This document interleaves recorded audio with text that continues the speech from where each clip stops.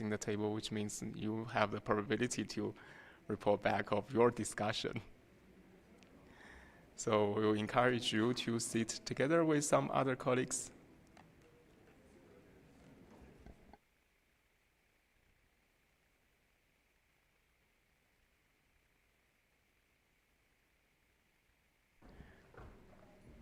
Thank you, and also thank you for your indulgence for this arrangement. So welcome to this breakout group session, and we are pleased to have you with us, both in person and virtually. And we look forward to a rich and open exchange of views. This is a space for collective learning, knowledge exchange, and collaboration, and we encourage everyone to actively participate in and sharing experiences, challenges, and ideas. Your input is highly valued and will directly contribute to the outcome of this event. And the topic in this breakout group is the discussion is the circular economy approach. And we hope this session will be both productive and inspiring. Let us make the most of our time together, and to organize today's breakouts, which is planned for 75 minutes, we have the following plan in mind. First, we will open with an interactive activities, and then following which we will call upon our keynote icebreaker to make the interventions to respond to the guiding questions, and then we will open the floor for any interventions from all in-person and virtual participants. To start with the conversation, we are pleased to introduce the interactive activity, which is what we call the real roundtable discussion. And this is a dialogue. We would like you to kick it off, asking you all to talk among yourselves at the table where you are sitting on. And the topic for this room is regarding to the circular economy. Our question for you to discuss among yourselves is, what does it mean from your experiences or from your country's perspective about the circular economy? So it's kind of sharing experiences and your thoughts. And we will also allocate about 10 minutes for this discussion. And after that, we would like to have, right now we have 4 tables. We would like to invite 2 tables to share their discussion with all the participants. And also for the virtual participants,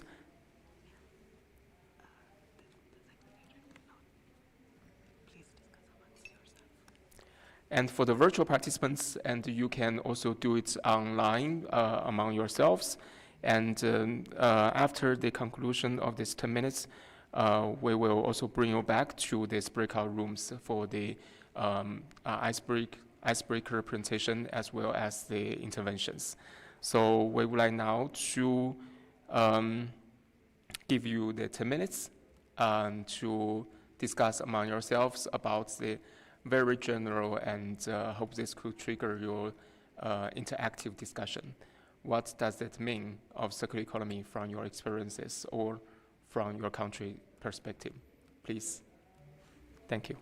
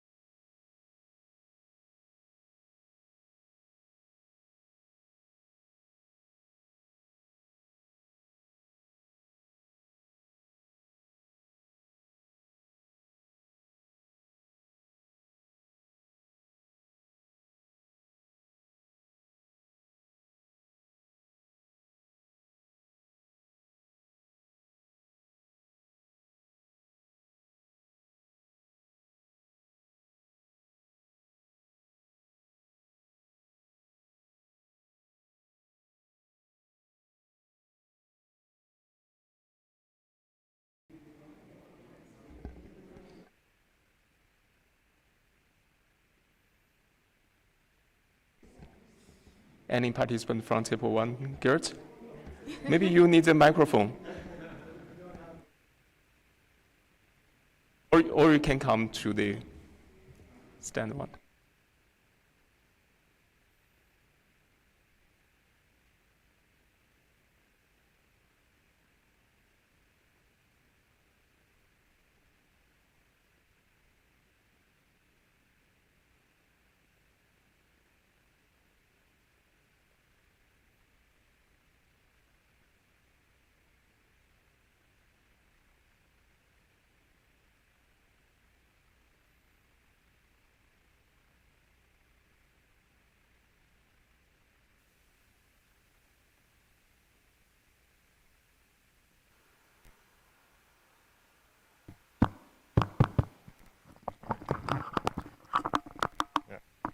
Maybe I stand aside that I can look at the participants. Well, we just initiated our discussion actually with a little tour de table where each of the participants expressed a bit their view on this. I think the two main topics that were discussed, because we had little time, one was like the need for having a multi-level governance with a particular role also for local governments, because they are the ones who are often responsible for operationalization of issues related to municipal waste. And then we pushed it a little bit more to the conceptual level, and we discussed the linear kind of business model compared and model of society. I would even say compared to a circular model. And there we of course obviously had some divergent views on what this circular economy actually means, where some on the table expressed the view that it would be important to limit as much as possible also the extraction of resources, including fossil fuels, at the same time also trying to avoid as much waste as possible, while others had the view that it must be possible to continue to some extent a linear model or a carbon circular model where you would then capture carbon somehow in carbonated drinks or in other goods. I think that's a first take on what we discussed. But if any one of the colleagues would like to add, they are invited to do so.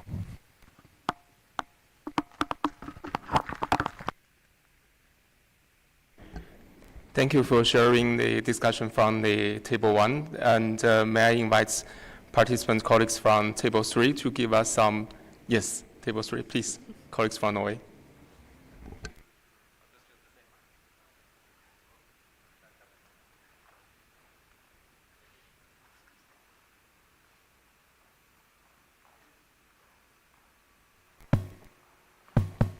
There we go.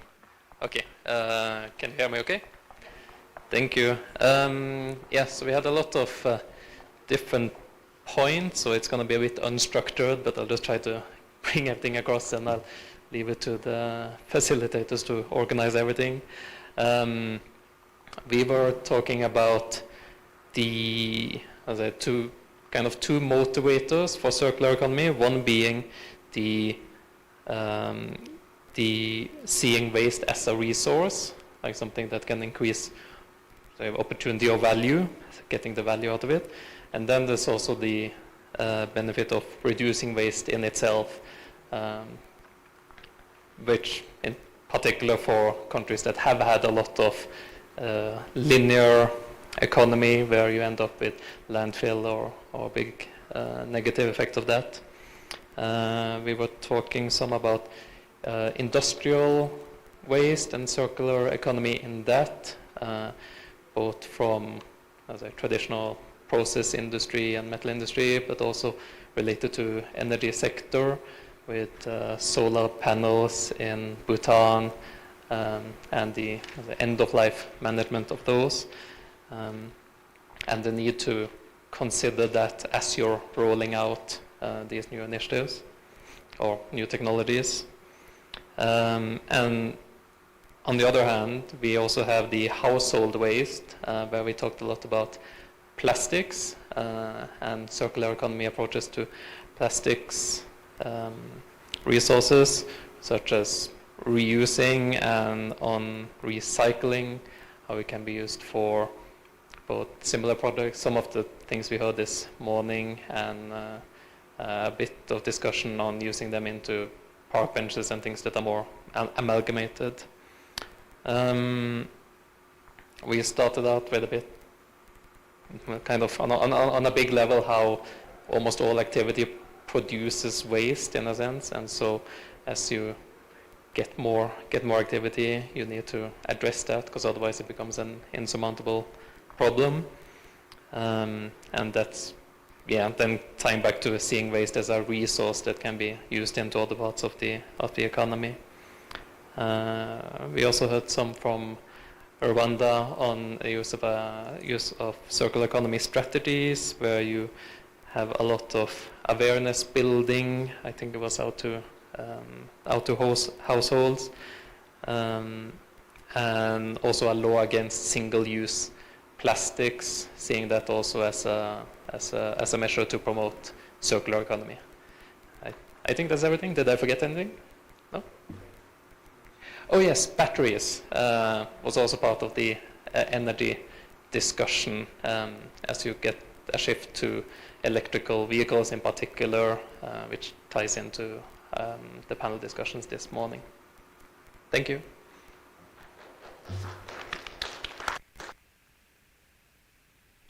Thank you for these two groups to give us their discussion.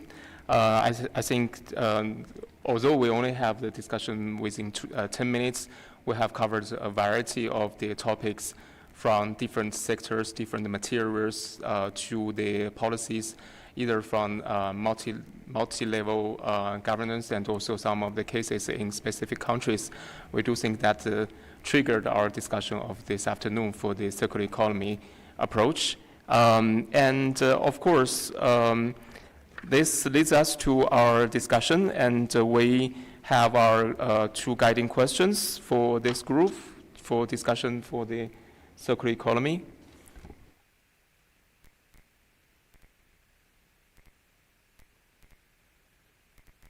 And as indicated this morning in the plenary, we have also included the mirror boards, which is an online, I can say it's an online tool for you to put your comments as well, especially for those online participants who cannot make a statement here. Or of course, if for all of you, if you wish, you can also make use of this mirror boards. Please just scan the QR code and you can get access to that. Just also would like to highlight, whenever you provide inputs through the mirror boards, please indicate the party or organization you are represented for. So for this group, for the circular economy approach, we have two guiding questions to you, and that is also shared in the agenda. So the first one is, what are the best practice and actionable solutions in your country or region to deploy circular economy approach to avoid shift and improve resource use and waste generation across different areas? Just now we also heard that we have the practice from like the industrial material, from household waste, and like the plastics and others. So we do have a lot to say. And the second question is, what are the challenges and barriers in your country or region to implement a circular economy approach? And to initiate these discussions, we have our keynote icebreaker in this room, the colleagues who will offer brief reflections on the guiding questions to set the tone and help ease us into the discussion. And we thank them in advance for their contributions. And I would like now to invite our keynote icebreaker, Dr. Simon Merson, the manager of sustainable energy in the ICLEI Africa, to give us the presentation. Please, you can come to the podium, or you can sit there, whatever you wish.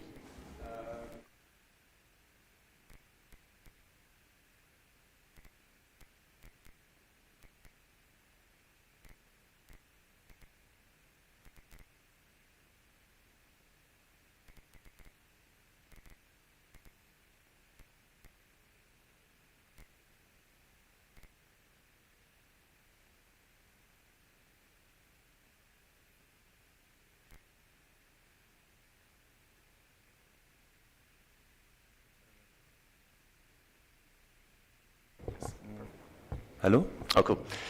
All right. Good afternoon, everyone. Welcome to the Graveyard Shift. Thank you, chairs. It's a privilege to contribute on behalf of ICLEI Africa. ICLEI Africa works with over 450 African local and sub-national governments, and we're a strategic partner to the African Circular Economy Alliance, which is a coalition of African governments working together to advance circular policies and practices across the continent. You would have heard a little bit about that from some of the speakers earlier. And then at a global level, we are a strategic partner to the Global Alliance for Circular Economy and Resource Efficiency, which is kind of the same, but at a global level. So on the screen behind me, there we go, cool. You'll see some images of our work, especially some stuff that we've done in Cape Town and Accra. So basically, in Africa, rapid urbanization and resource pressures make the economy, or the circular economy, both a necessity and an opportunity. And I'm particularly excited about the latter. There are some best practices and actionable solutions. Firstly, we have to measure to be able to manage. So cities need good data on material flows and greenhouse gas emissions. Scopes 1, this is also kind of touching on what was said earlier, Scopes 1 and 2 are improving, but Scope 3, which is linked to consumption and supply chains, remains a blind spot. And without measurement, action is very fragmented, and we're not really sure how we're doing. Secondly, it must be beyond waste management. The circular economy is often reduced to end-of-pipe waste handling, but true circularities redesign systems of production and consumption. So in addition to the food sectors and other upstream interventions that were already mentioned, urban planning, infrastructure, redevelopment of buildings, urban upgrading, economic development is key. And in that way, harnessing social and informal infrastructures comes to the fore. So that's the third kind of best practice that I'm wanting to focus on. For instance, in South Africa, waste pickers recover around 80 to 90% of recyclables by some measures. And this is the same across Africa, where informal actors keep resources in circulation daily. They must be recognized, supported, and included in planning for a just transition. So small and medium enterprises are core. This was also emphasized by my South African colleague earlier in the ad hoc input. So what are the practical examples of this? Nipe Fagio, which is Swahili for Give Me a Broom in Tanzania. It's a community-led waste collection at ward-level transfer stations, and it's reduced costs and boosted recovery. It was working with the existing informal economy and enabling that to formalize with the local governments. In organic waste, some stats put 50 to 70% of African city waste as being organic. And various, often very small initiatives are showing that composting, biogas, and soil enrichment can cut methane, improve food systems, and keep recyclables clean. Green Jobs, an e-waste recycling facility in Rwanda has already created 400 jobs, and there's a similar site in Kenya that generated over 2,000 in 4 years. So here we see that circularity is not only an environmental debate, but also a jobs agenda, key in the Global South. So in closing, the circular economy is not just about recycling, it's about rethinking systems, valuing informal and small-scale actors, and embedding regeneration into city planning. With the right data, finance, and an enabling governance, African cities can leapfrog to circular systems that deliver lower emissions, resilience, and dignified livelihoods. The time is now to back these approaches through an enabling approach with coherent policy, investment, and inclusion. Thank you.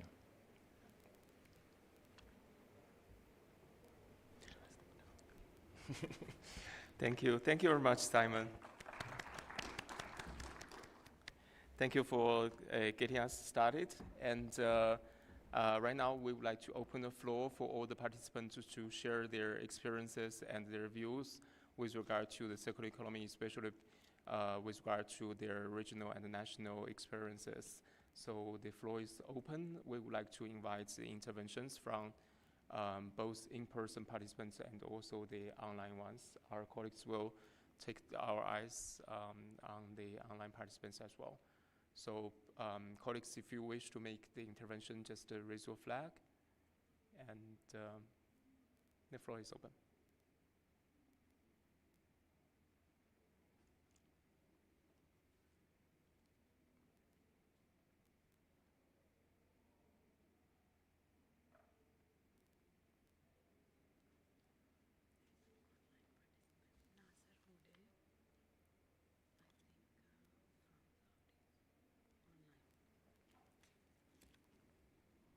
We have a request from our online participants.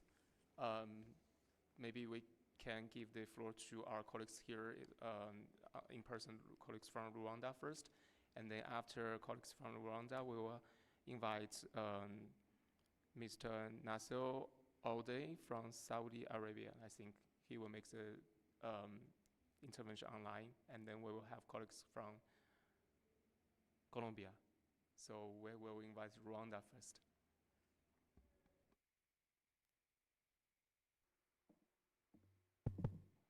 Thank you. My name is Rushema Emmanuel. I come from Rwanda. In Rwanda, we just have some initiatives which are good examples of circular economy approaches. One, like the other person who presented has mentioned it, we have e-waste recycling, and we do have even have adopted the law prohibiting the use of single-use plastics in our country, and the existing ones are also recycled by different companies. And apart from that, we do have that guideline that show how waste has to be separated. Some waste are to be composted into organic fertilizers, and those which are not to be composted, they can be turned into something else, like the plastic can be turned into some good chairs, tables, among others. That is the simple, and maybe after we can bring some other examples. Thank you. Thank you, Rwanda, for sharing your experiences. You have mentioned you got a lot of initiatives in your country. For example, to ban the one-use plastics, and also the guidelines for waste separation. I think that would be the first step to separate the different waste, and then it's easier for the either recycling or to the final disposal. I think this is I assume this is quite a common practice in many countries, but we have not good practice in everywhere. But at least I hear that in Rwanda we have started the process, and we do feel that we can have good progress on that. The second, we would like to invite colleagues from Saudi Arabia online, and then we will have colleagues from Colombia and United Kingdoms, Gambia, and European Union. May I invite colleagues from Saudi Arabia on the online? Hello, this is Nasser Ade from CAPSARC, King Abdullah Petroleum Studies and Research Center in Riyadh. I don't want to deviate too much from the circular economy discussion, but Saudi Arabia adopted the circular carbon economy, and basically I see this to be a more comprehensive approach, really, in terms of waste. The reason being is that, without obviously going into too much detail here at this point, but there's a very big advantage of treating waste as a tool rather than just as a resource. It's not just for generating, even from energy recovery, not just to generate electricity and heat, but also there's a possibility when you combine, waste conversion, electricity or heat, or even fuel production with CCS, as you can see from many examples worldwide, you can actually produce carbon dioxide removals. And it is very clear now from the IPCC and other organizations that actually we need to do carbon removal. So Saudi Arabia has targets in terms of CCUS, and if you combine these targets obviously with energy from waste plants, which can be integrated within CCUS infrastructure, then that actually will have a benefit in the future, especially when you develop the legislation and the Article 6, where actually negative emissions will be awarded. We do need to remove these carbon dioxide emissions from the atmosphere, historic CO2 emissions, and waste with CCS can play a very important role.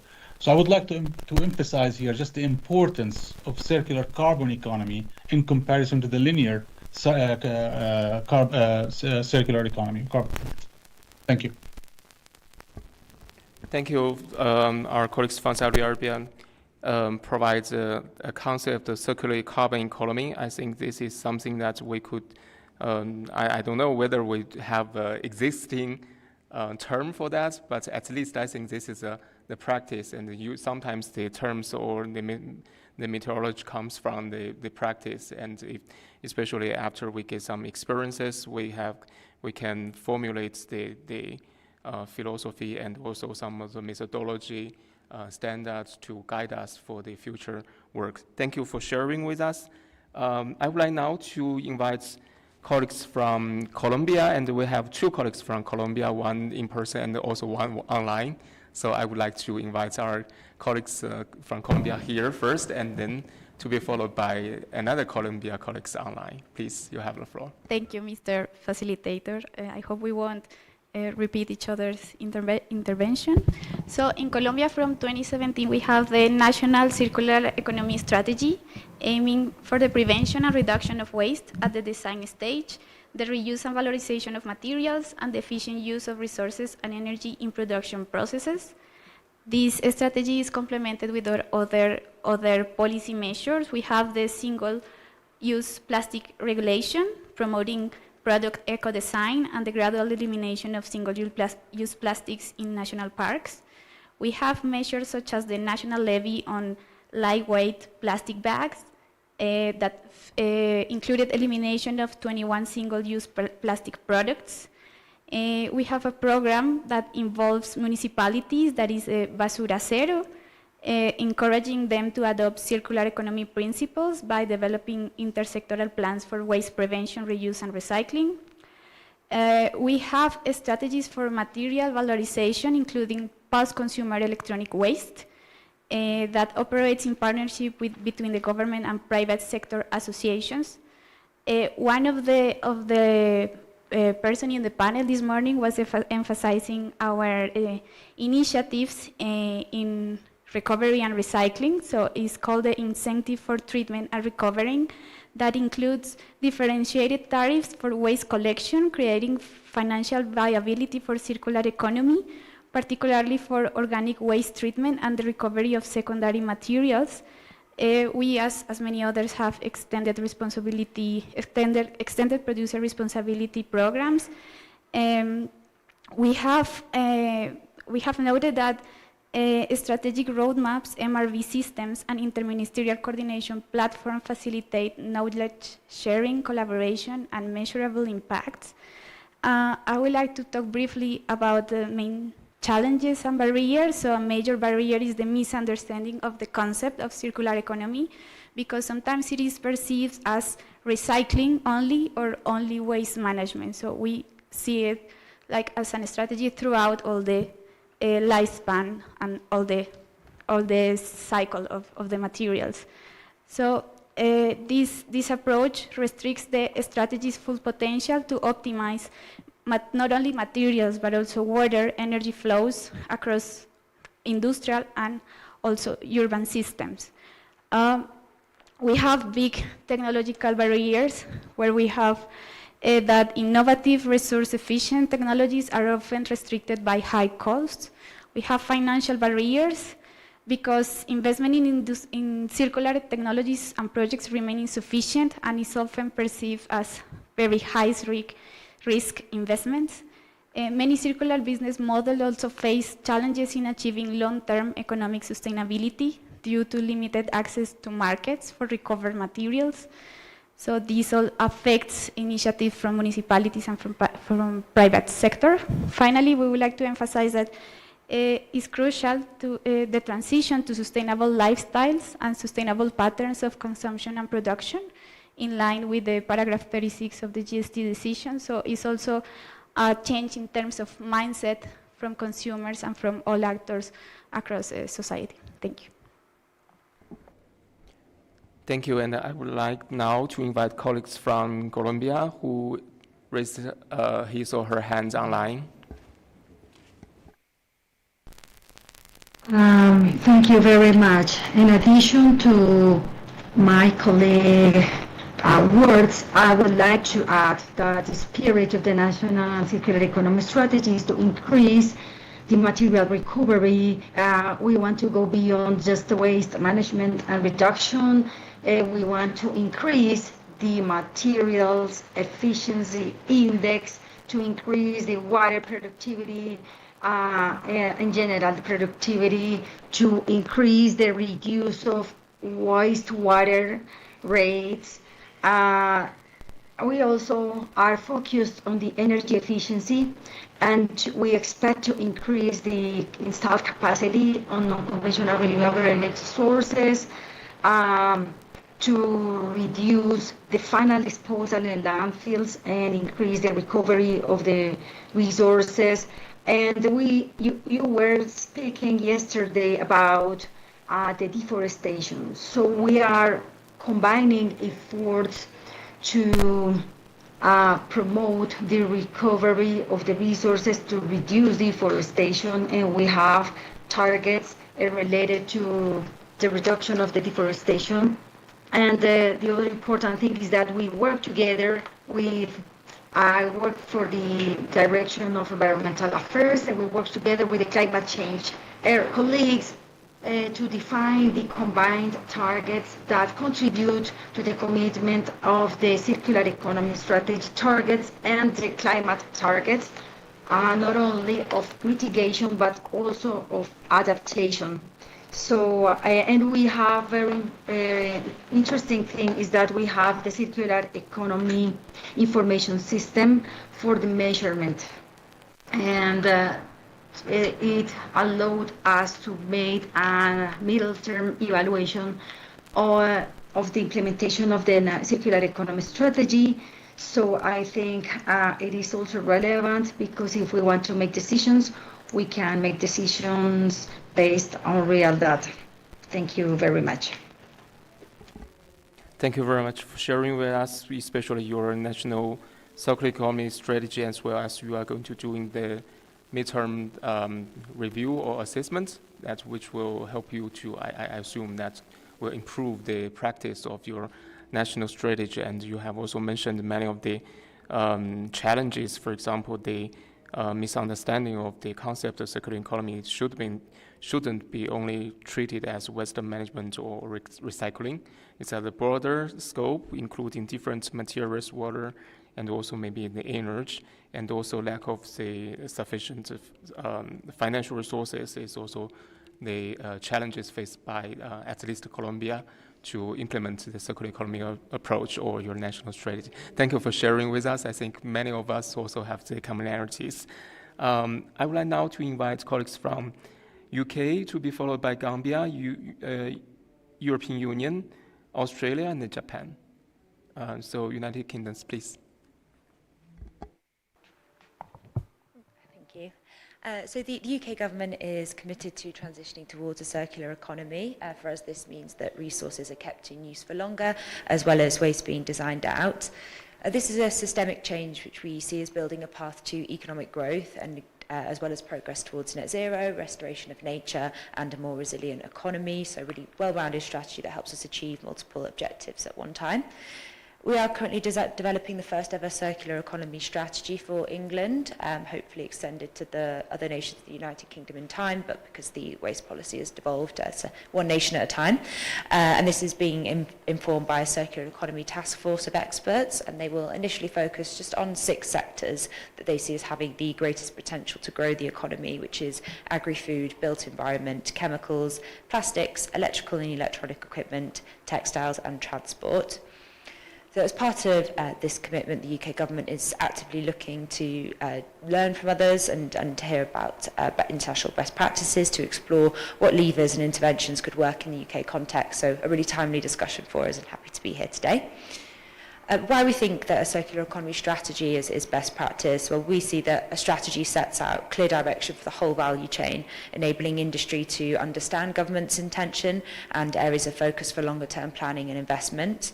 It provides certainty and a clear view of all the system interactions alongside opportunities, tools and levers for relevant change.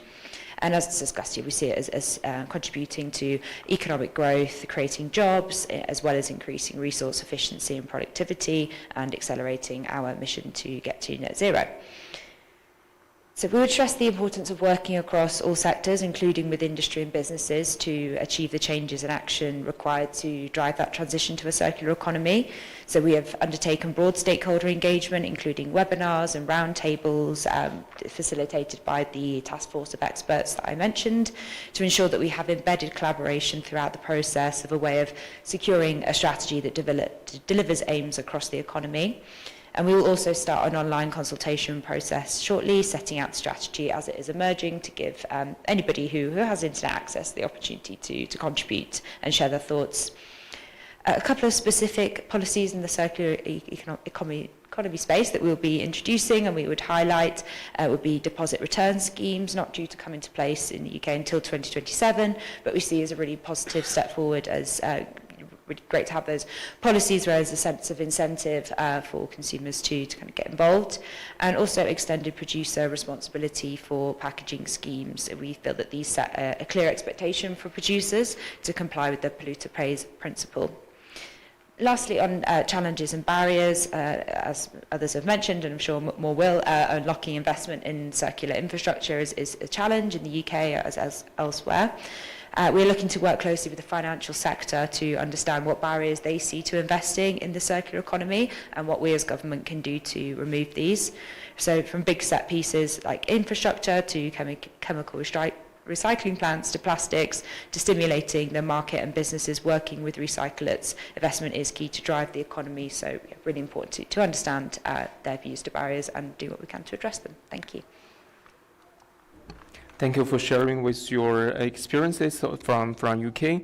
I think it's very comprehensive, and also in a lot of the, I think it's all society engagement, according to what I heard from your intervention. I think this is very important. You have also mentioned you've taken different approaches, like maybe the roundtable, to ensure that all stakeholders are engaged in this implementation of the strategy. I think it's very valuable experiences. Thank you so much.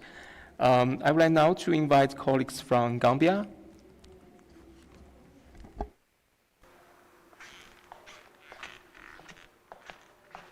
Good afternoon to everyone. It is a pleasure to be here and representing the Gambia. So most likely the Gambia is extremely committed to the circular economy, although most likely right now the circular economy is most basically on informal way. The waste management right now in the country is most informal. Not all the different regions could be having a coverage on waste collection on that end. And the waste generation, it really differs from rural to urban areas, which is in an average is like 0.5 kilos per day per person, which it can go from 0.2 to 1 kilo. This is a trend that we believe from the Gambia that we need to harness on that. The opportunities that it can bring to have a circular economy in our minds to develop the economy. On that end, I would like to highlight that recently the Gambia has done the Gambia Circular Economy Diagnostic, basically for the tourist sector, as it is one of the most important for the GDP in the country. Nonetheless, I wanted to highlight, as although most likely it is very informal, that it works all along, I want to highlight some different interventions that is done in the country, most likely by different groups, that it brings different solutions. For instance, there are different cooperatives of women that they are transforming different bio-waste in biochar, so that then it could be a substitute for the charcoal or firewood. In addition, also, it has been approved recently, last year, the plastic strategy, where the Gambia in the next 10 years would like to reduce 86% of the plastic waste by different kind of strategies,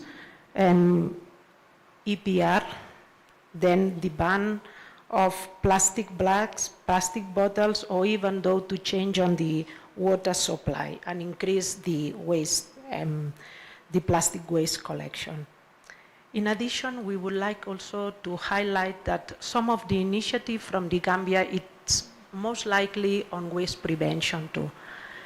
And this is another phase of the, or another area of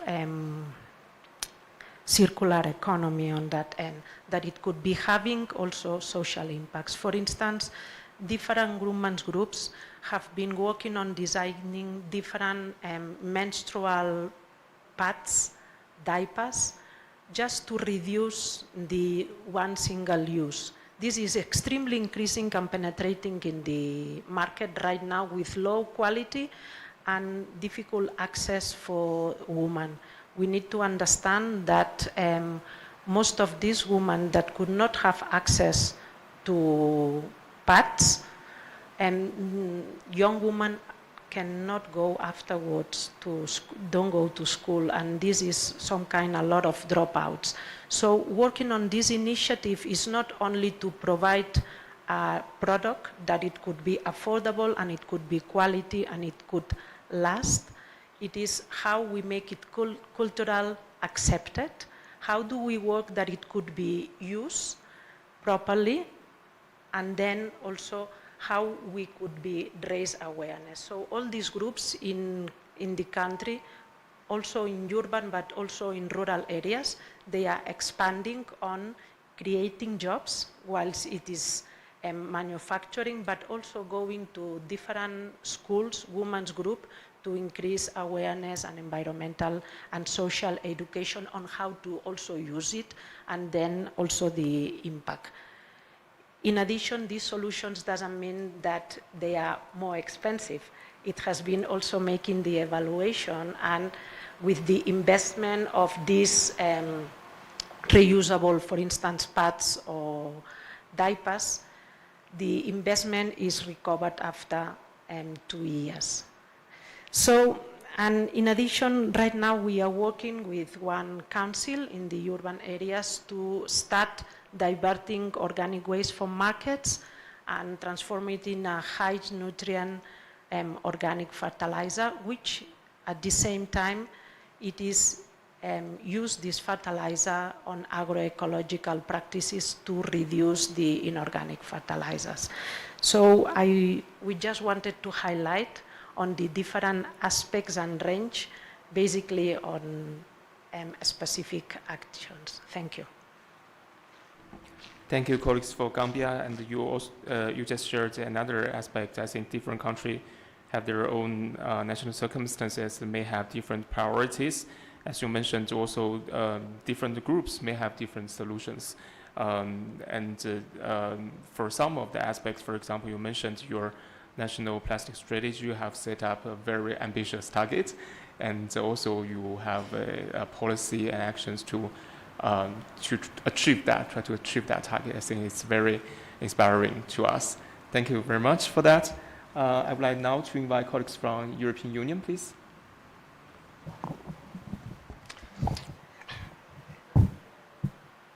Yes, thank you, Gao. I will make a short intervention at the EU level, but there might be some colleagues from member states who are online. I don't know, I can't see who is online, who might wish to complement with some member states examples.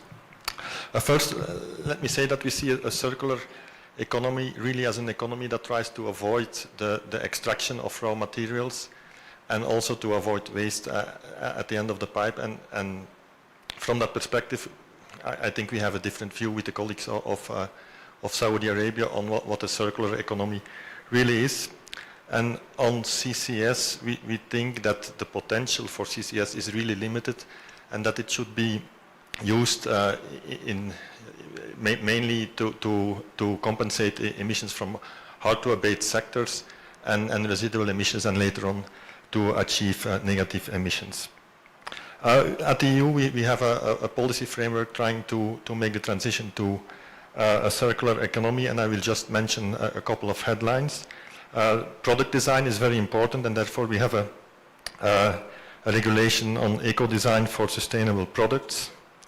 I already mentioned this morning as well the extended producer responsibility, which is very important to responsibilize the producers for making their products more circular.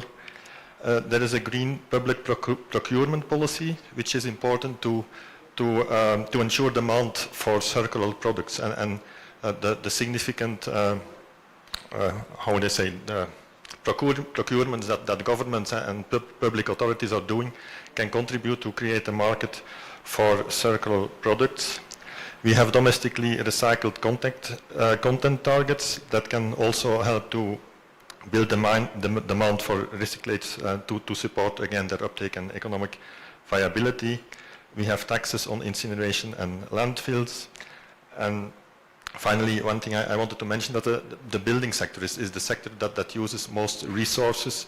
So we are trying to, rather than destroy and rebuild new buildings, look into how buildings can be renovated and repurposed for other objectives.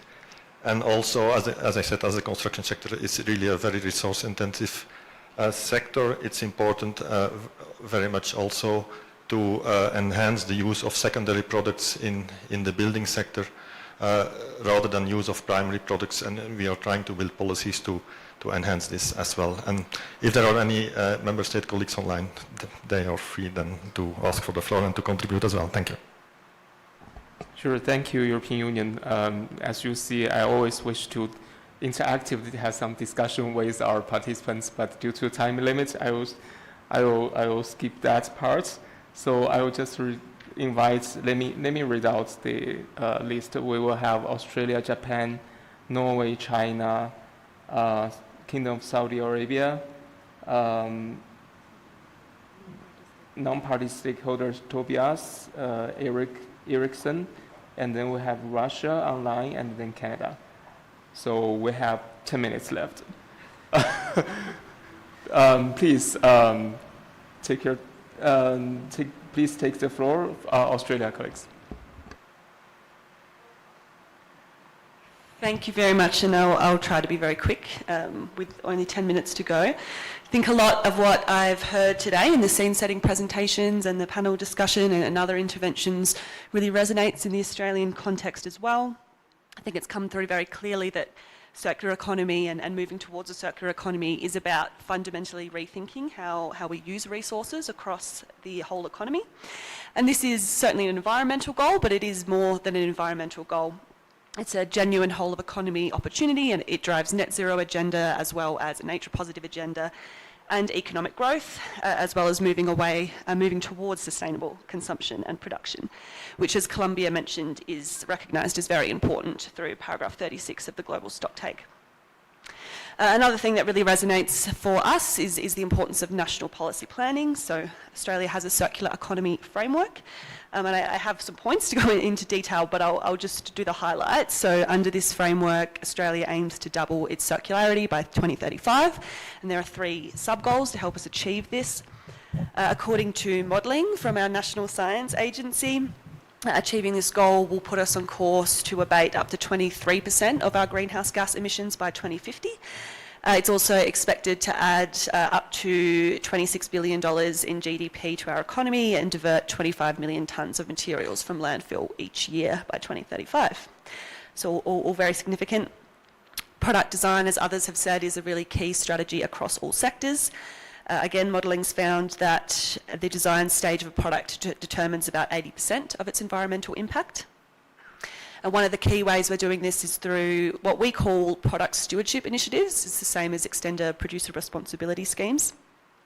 And these are used to support the environmentally sound management of products across their whole lifespan. We have both regulated product stewardship schemes, for example, a product stewardship scheme on oil, and we also have voluntary industry-led schemes for a whole range of different products, and many of these are supported by government through grants and accreditation programs, but they are industry-led. Circular packaging is another really big priority in Australia. There's a lot of potential for improvement here, and we're currently rethinking how we regulate packaging in Australia, including options for national mandatory requirements or more extended producer responsibility schemes. Just very quickly, in terms of challenges, the size of Australia and the structure of our economy are big challenges for us.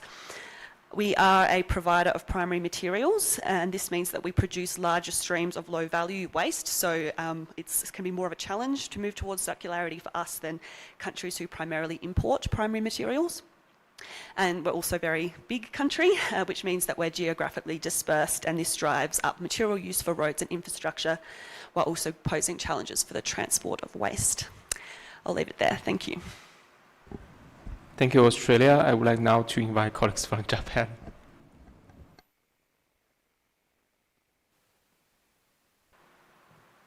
Thank you. So in Japan, one of the most promising practices to advance circular economy approaches is the development of recovery and refining technologies for critical minerals from black mass generated in lithium-ion battery recycling. So black mass is the powdered residue that remains after used batteries are dismantled and processed. So it contains high concentrations of critical minerals such as nickel, cobalt, and lithium, making it a key secondary resource for battery production. Under the financial support of the government, Japanese material manufacturers are conducting pilot demonstration projects to recover and refine these minerals from black mass. These efforts aim to establish a process capable of reducing battery-grade materials from recycled resources. So this initiative is particularly important because many countries' decarbonization strategies envision the rapid deployment of electric vehicles. Ensuring a stable supply of battery raw materials and a robust recycling system is therefore essential to make this transition possible. At the same time, we face several challenges in scaling up these circular economy approaches. So firstly, technical challenges remain in improving the efficiency and cost effectiveness of recovery and refining processes to ensure that recycled materials can consistently meet battery-grade quality. Secondly, economic barriers exist as the profitability of recycling depends heavily on volatile global mineral prices, which may discourage long-term private investment. So overcoming these barriers requires further international cooperation, reducing risks of recycling businesses under the government support, and support for innovation to ensure that circular economy practices can be deployed at scale. Thanks so much. Thank you, Japan, for sharing your experiences. I would like now to invite colleagues from Norway to be followed by China. Thank you so much. I will be quick while trying to cover quite a lot of areas. An initial overarching point is that waste management and circular economy is interlinked. Waste policies must be supported by economy-wide approaches that incentivizes circular approaches and that work across the whole economy. To start with, I'm also just very happy to be part of this dialogue, as several of the scene-setting presentations this morning showed mitigating emissions from waste, including through circular approaches, is essential to reach the Paris Agreement temperature goal. And sharing best practices, opportunities and challenges can help contribute to our follow-up of the GST decision, notably on reducing non-carbon dioxide emissions and circular economy.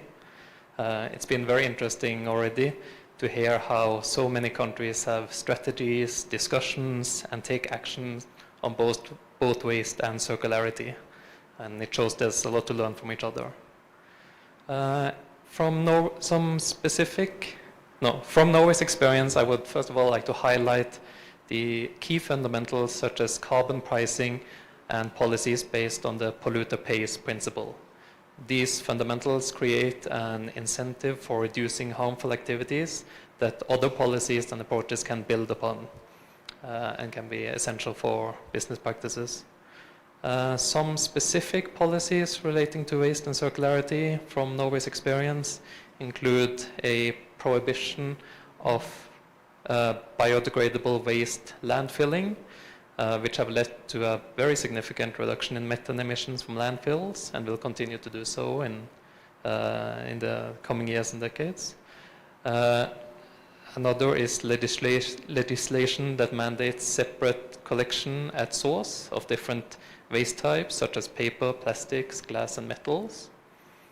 I feel I also need to address CCS, since our colleague from Saudi Arabia mentioned Norway's example this morning, and there's been a bit of talk. We have indeed established a full value chain for CCS in Norway, which is capturing emissions from cement production and will soon capture emissions from a waste incineration plant. Do note that this value chain is possible based on high carbon emission taxation as well as additional government support. I'd like to highlight that CCS is a part of our efforts, and like the EU alluded to, it's used for how to abate emissions.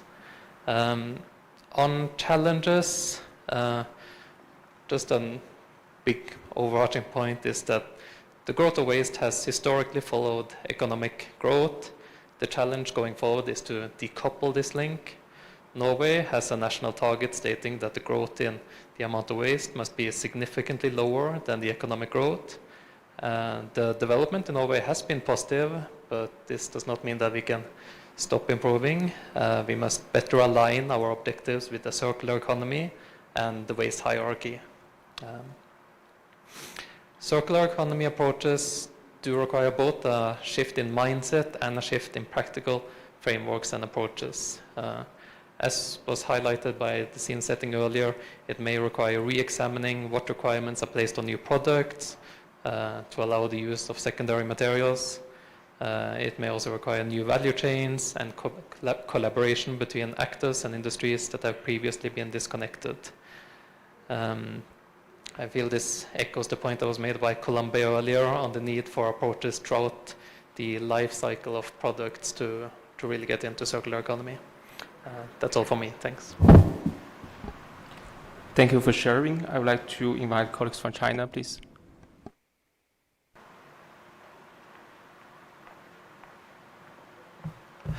Hi, so the first, the best practices regarding policy.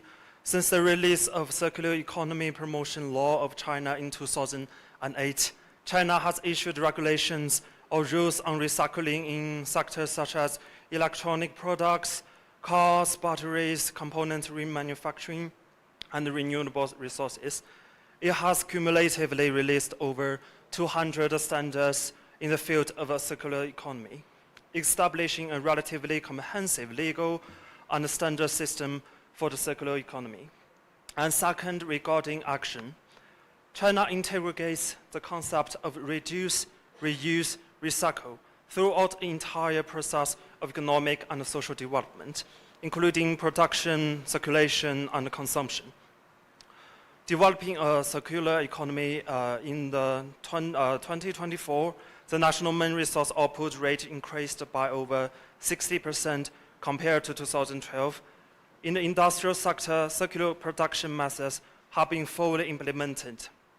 Over 90% of national-level industrial parks have undergone circular transformation, resulting in a reduction of over 25% in major pollutant emissions after transformation. In agriculture sector, circular agriculture development models are actively pursued. The comprehensive utilization rate of livestock waste was over like 78%. And currently, China is implementing a new large-scale action for equipment updates and consumer goods tracing. It treats recycling as a crucial link, further accelerating the development of circular economy. And driven by the two new policies, China is accelerating the establishment of the world's largest renewable resource recycling and utilization system with the most comprehensive coverage of categories. And third, regarding best local practices, Sichuan province ranks among the top in China in terms of livestock products output and is one of the provinces most suitable for developing rural biogas energy. And in recent years, Sichuan province has taken the development of rural biogas as a key measure to promote the green transformation. And Sichuan province actively uses the volunteering greenhouse gas emission reduction trading mechanism, having developed 11 voluntary emission reduction projects for rural household biogas, among which the emission reduction of 2 projects has been registered. And fourth, regarding international cooperation, China and the EU signed MOU on circular economy cooperation in 2018 and successfully held the first China-EU high-level policy dialogue on the circular economy in September 2023, and clearly formulating a roadmap for China-EU circular economy cooperation. And on the Belt and Road Great Development Path, Chinese solutions are also being increasingly widely applied. For example, Jiangsu's Xinchunxin Group invested in and built a comprehensive utilization project for waste batteries in UAE, helping a local like circular waste batteries. In terms of the challenges and the barriers, as a developing country, China mainly faces the following 3 types of challenges in implementing the circular economy. First, communication and coordination among multiple departments really need improvement. As a multi-sectoral and cost-cutting issue, coordination among various industries and government departments regarding the circular economy is inefficient. China is also trying to address this issue by establishing a mechanism to tackle this challenge. The Chinese government has established a inter-ministerial joint conference mechanism for coordinating circular economy development and through annual meetings. And second, uneven development between sectors and regions.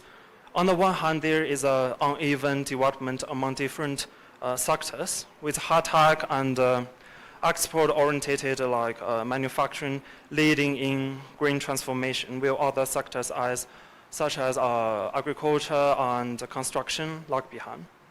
On the other hand, according to 2017 data, the development levels of the circular economy differ significantly among China's 31 provinces, with only 23% of provinces being relatively efficient.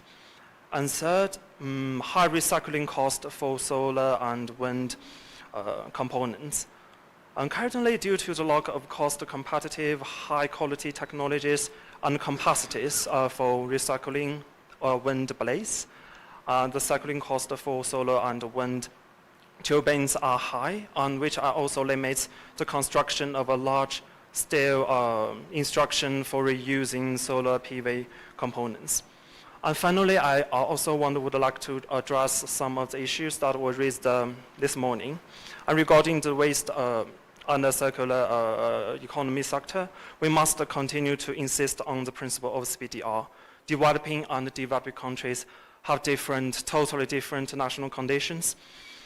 And this morning, someone mentioned Global South has the opportunity to leapfrog, I quote, over the Global North. I would like to state that we really disagree with this view. We acknowledge that opportunities do exist we want to emphasize that the challenges are actually more important, and developed countries have not provided sufficient financing or taken promised action. We must focus more on the challenges, and the global south needs more support. Thank you so much. Thank you, China. I was told that we can continue with the speaker list. But I also encourage you to be brief. Although I know that all the experience is very valuable. So I would like now to invite Mr. Sultan Asafi from Kingdom of Saudi Arabia, who will give the intervention online. Right, thank you very much. Representing Saudi Arabia, I think that when we talk about the best practices and actionable solutions, in Saudi Arabia there are specific plans under the National Center for Waste Management, MWP, as well as whatever that was outlined in the Saudi Green Initiative, with specific goals and mandates to divert waste from landfill by 20% by 2040. To achieve this, there are specific pillars, three, that I would like to allude to. The first one is commitment from the sovereign wealth fund in Saudi Arabia, and I'm affiliated with the Public Investment Fund in Saudi, and under the PIF, a specific entity and a company was already instated, the Saudi Investment Recycling Company, and the very existence of this company is a testament of the kingdom's commitment towards making the necessary investment in the infrastructure to achieve a circular economy.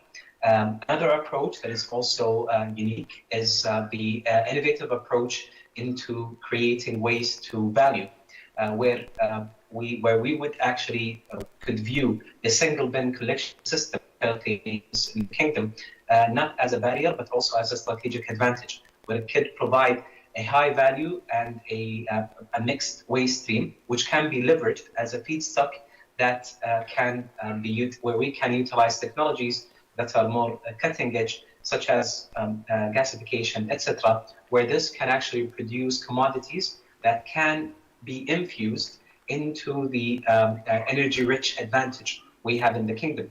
So the same infrastructure, the same pipeline can be integrated where we can utilize this to create circularity for waste.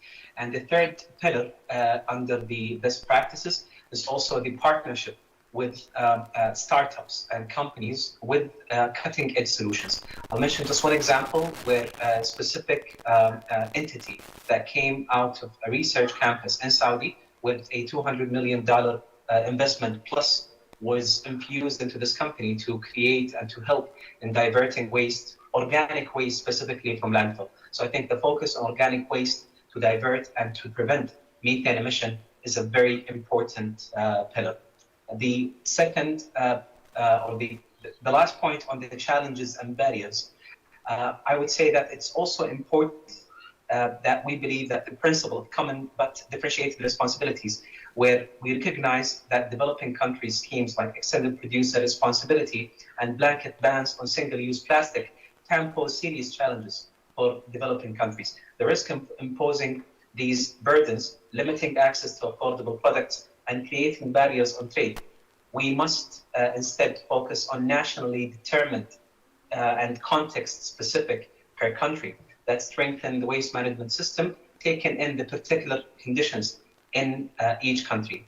On the last point on the CCS, I would like to pass on to Dr. Nasser to address the point on CCS as addressed by our colleagues from EU. Please, Dr. Nasser. Yeah, thank you very much. Just quickly, just to say that Saudi Arabia has a target of 44 million tons of CCS by 2035. And because CCS is expensive, as we all understand, we are starting with the cheap options. For example, glycol plants, natural gas sweetening, with hard-to-abate sectors coming at a later stage. In between, there's an opportunity for energy from waste. Because obviously there is a potential there with the legislation developing worldwide, carbon dioxide removal, of achieving negative emissions. So there's an opportunity there. This approach, as was mentioned earlier by Norway, is in agreement with what's happening in Norway and Scandinavian countries and other countries in the UK, for example. But also just to add that this opportunity of achieving negative emissions is also considered, as part of the biogas biomethane production. Many biogas plants across Europe are considering the capture of CO2 and transporting that to northern lights for permanent storage. And by doing that, they can actually achieve negative emissions. So we think that in Saudi Arabia, we think that a CCS strategy should consider energy from waste and vice versa. Any energy from waste or waste management strategy should consider energy from waste plus CCS. That will give, obviously, the opportunity to achieve carbon dioxide removal. Thank you. Thank you, colleagues from Saudi Arabia. Also respond to some of the questions posed by other colleagues. I would like now to invite colleagues from Russia Federation to give your intervention from online.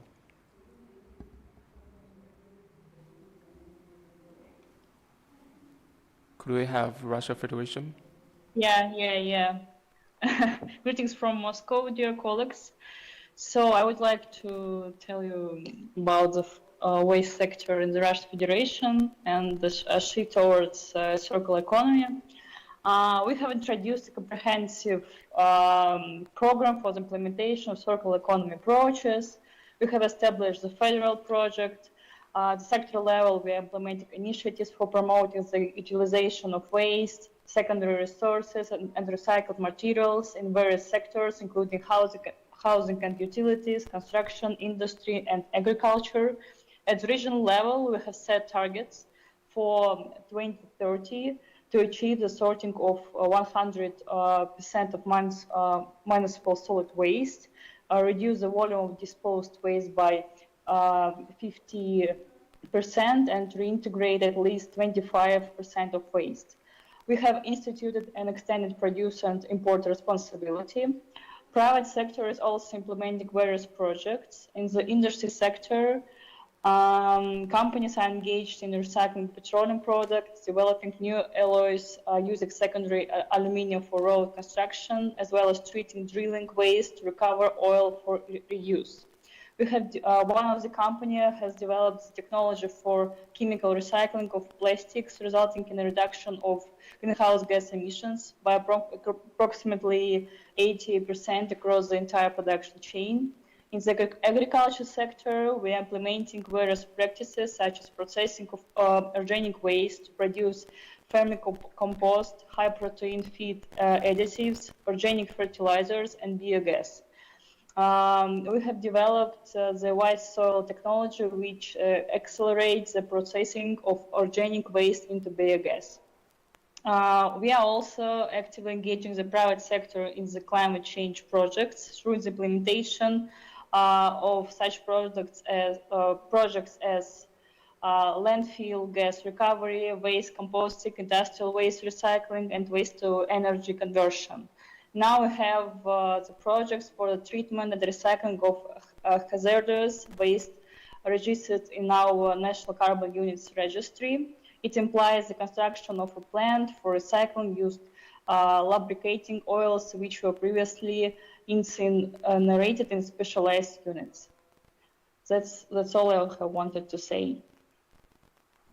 Thank you for sharing, colleagues from Russia Federation. I would like now to invite colleagues from Canada here. Great. Thank you, co-chair. And as this is the first time that I'm taking the mic in this session, I just wanted to thank also a lot of the panelists. I think there's a few in the room. As an implant from other spaces within the UNFCCC, I found these presentations to be quite illuminating, quite fascinating, and it's great to be a part of this and hear from others' experiences and best practices as well. So with that said, I think some of the takeaways that I'll be dwelling on, I guess, is just the sheer amount of impacts that the extraction and the use and the processing of material resources has on biodiversity, on water stress, on the GHG levels, and also on particulate matter pollution that has gone into the atmosphere as well. So with that said, what Canada is doing on the circular economy is really promoting an approach that takes into account the various sectors that are implicated by this. So, for example, we have a Canada-wide strategy and actions plan on zero plastic waste. We have a food policy for Canada, including a food waste reduction challenges, the Canadian Minerals and Metals Plan, the Critical Minerals Strategy, and the Forest Bioeconomy Framework for Canada, which all incorporate some sort of circular economy approach. And similar to my colleague from the UK and others who have spoken, Canada is also actively working towards advancing the value retention processes to help maintain the length of life of products. So for example, on plastics, traditionally the way that we've managed plastics is based on a take, make, or waste model in which we extract, we make products, and then we throw them away. I think we've grown to learn that this is unsustainable, not least because of the GHG emissions impacts. So in the shift towards the zero plastic waste future, we're moving towards a make, use, return model, where plastics stay in the economy and materials are reused, repaired, remanufactured, or recycled, and stay out of landfills and the environment. So compared to historical trends, we think we know that it's possible to reduce resource use while growing the economy, reducing inequality, improving well-being, and dramatically reducing environmental impacts, including reducing emissions and energy demand. Thank you. Thank you, Canada, for sharing with us. Last but not least, I would like to invite colleagues from colleagues online, Tobias Eriksson. Tobias Eriksson, please, you have the floor. So much. My name is Tobias Eriksson and I represent Ragn-Sells. Ragn-Sells is a Swedish waste management company in the transition to become resource producers. And we are also a member of the International Chamber of Commerce. We are very happy about many raising the need to consider waste as a resource to be able to use the materials we already have again and again. This is key to enable circular solutions. And to give an example of such solution, we have developed a technology that recovers over 90% of the phosphorus in ash from incinerated sewage sludge. At the same time, it removes toxic heavy metals and extracts valuable materials like iron and aluminium. And the recycled phosphorus is purer than what we get from mining, which makes it perfect for high quality uses like organic farming and animal feed. And in this sense, the EU has made progress in circularity. We are very pleased that the Commission recently approved the use of our recycled phosphorus in organic farming. This means that organic farmers across Europe can finally access clean circular phosphorus straight from our own wastewater. But there are still barriers. One major one is the EU rules on animal feed, which currently bans the use of nutrients recovered from urban or industrial wastewater, even if they have gone through high temperature incineration or intensive purification. So this rule was introduced during the mad cow disease crisis, and for us and others, it basically means that even though we can provide third-party studies showing the risk of pathogens in phosphorus recovered through this technology is insignificant, we are prevented from using this recycled phosphorus for animal feed. And it is holding Europe back. We don't have enough clean, high-quality phosphorus to meet growing demands from farming, battery production, and more. And sewage sludge is the only major source available to scale up. So by simply updating an outdated regulation and by that starting considering waste as a resource, the EU could close the phosphorus loop, cut emissions, and boost competitiveness. And before I stop, I just want to add that you will be able to listen to 5 different circular processes in tomorrow's final session presented by our Chief Sustainability Officer, when cases from all regions are discussed. All 5 are possible to scale, and he will address how they will support the ambitions to fulfill the Paris Agreement. Thank you very much. Thank you, Tobias, for sharing. So we come to the end of this session. Due to the time limit, we are not going to show the mirror boards, although we have collected a lot of information. So thank you for your fruitful discussion about the circular economy approach. After 10 minutes coffee break, this room will discuss about the waste management reduction and prevention. So colleagues, please feel free to join us on the next session after 10 minutes. Thank you.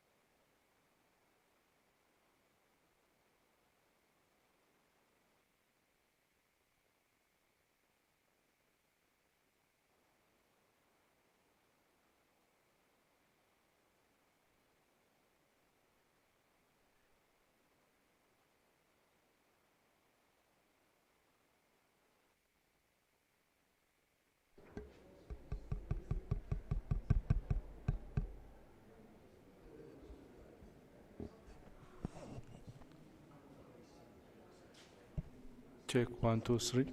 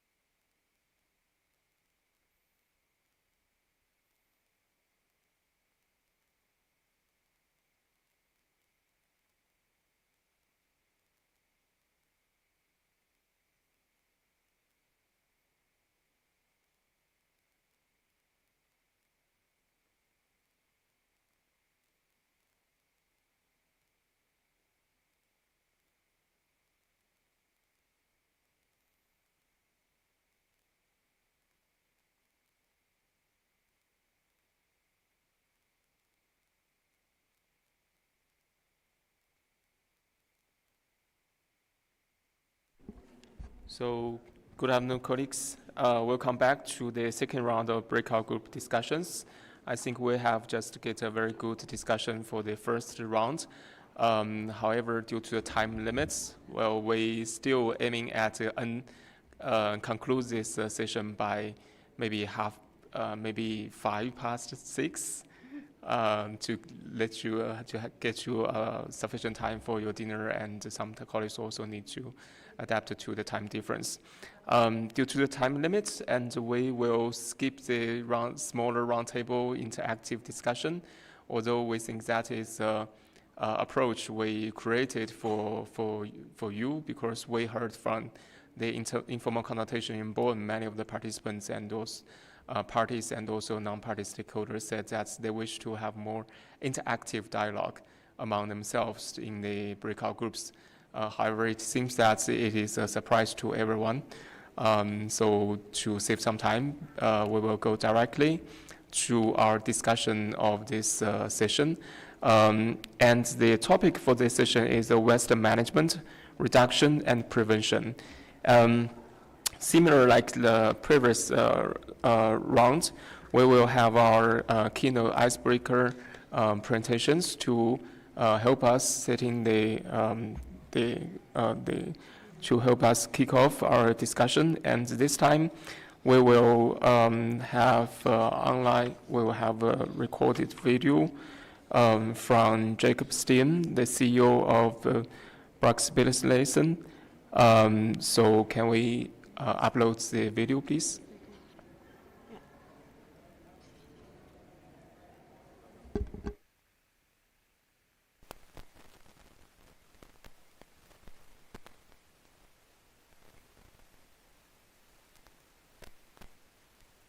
There's no sound.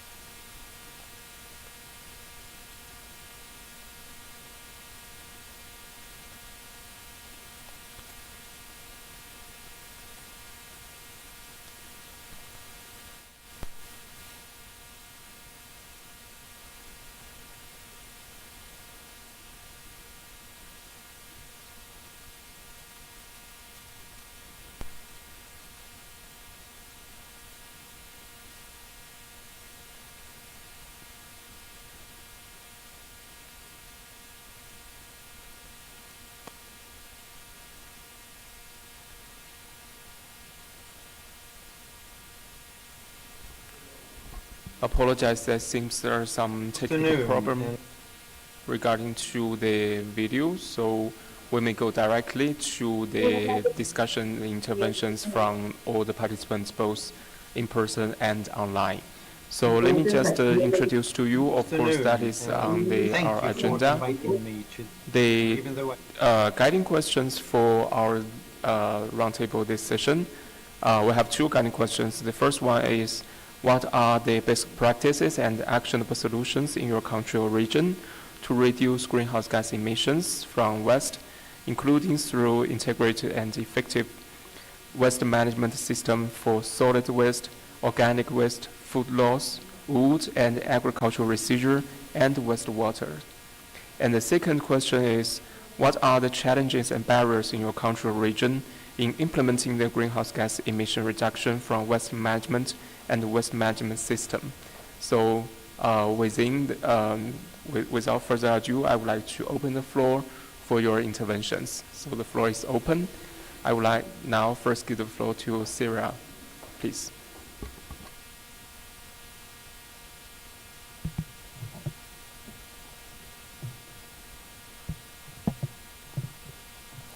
Thank you. Thank you, Mr. Co-Facilitator. I'm Rawan from Syria. This is the first time we take the floor.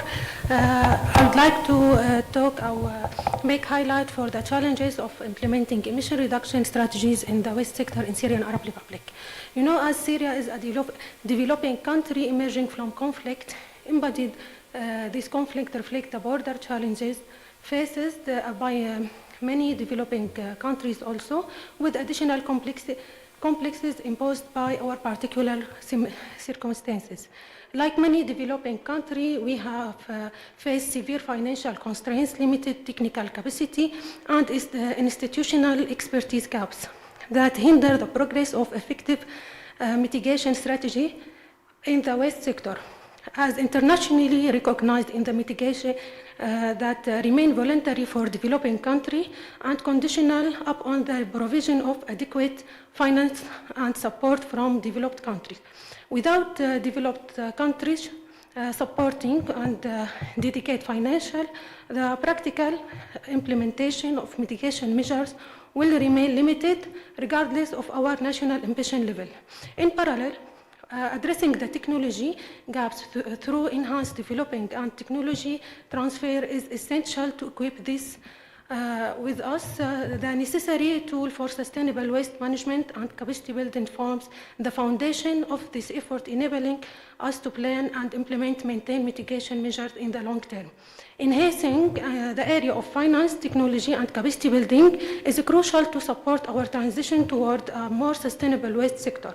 However, achieving this objective requires a fulfillment of developed countries for their commitments regarding climate finance and technology transfer, removal of the unjustified restriction hindering the transfer of environmental technology, and tolerate the financial and technical support for developing countries emerging from conflict. In conclusion, we emphasize that supporting our efforts in this field will not only contribute to achieving global climate objectives, but also will support reconstruction efforts and sustainable development while enhancing our society resilience in facing environmental and developmental challenges. Thank you. Thank you, Sarah, for sharing your practice and your views. I don't see any flags. Maybe you can raise your flag higher. Colombia, please.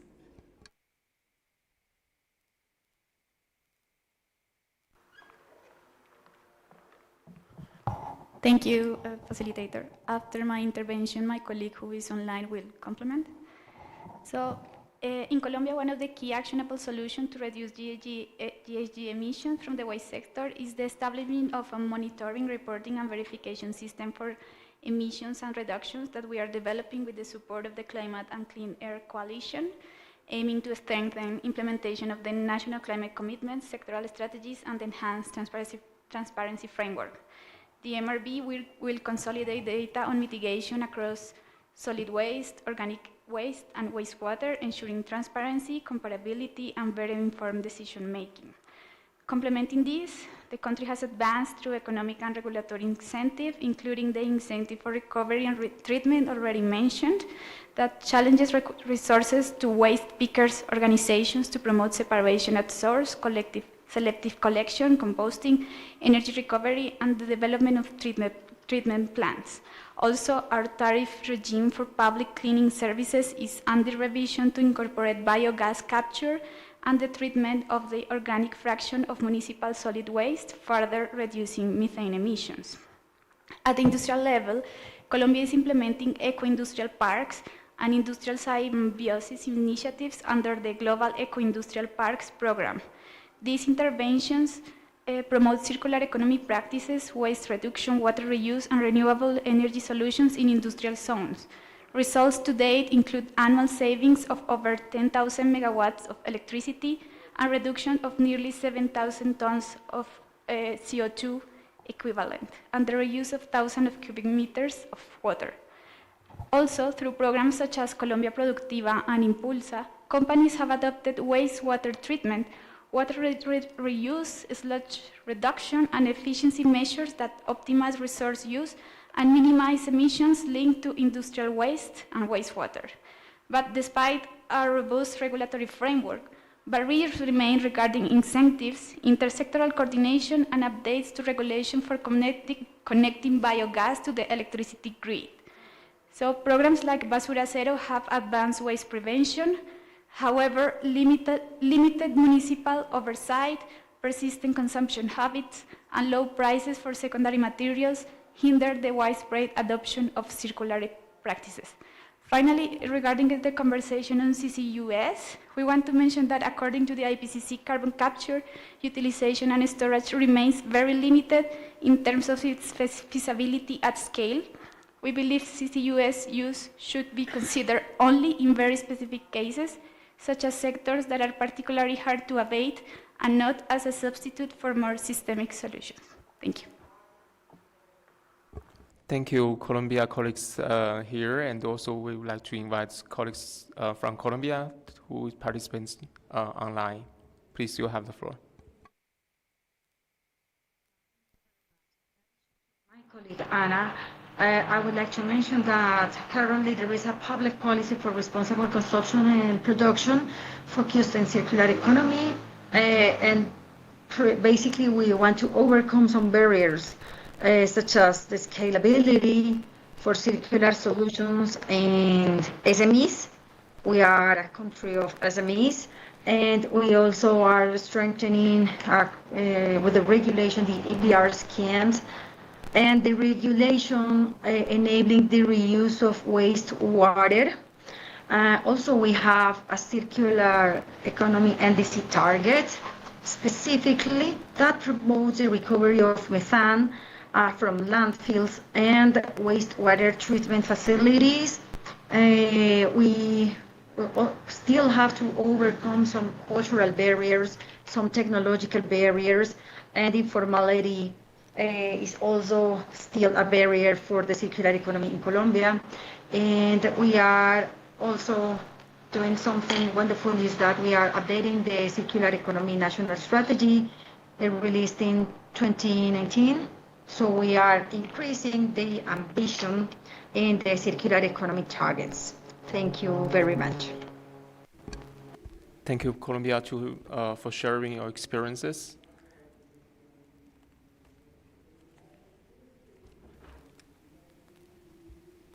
Do you have further requests for the floor? Noe, please.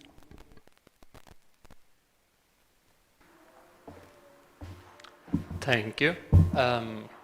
Like I mentioned before the break, we see a lot of linkages between waste management and circularity, so I'll refer to that intervention for quite a few points. I'll just add on some more specific practical points which could be of interest. Regarding food and food waste reduction, in June of this year, Norway passed a new law, a Food Loss Act, which requires all food businesses to implement measures to prevent and reduce food waste.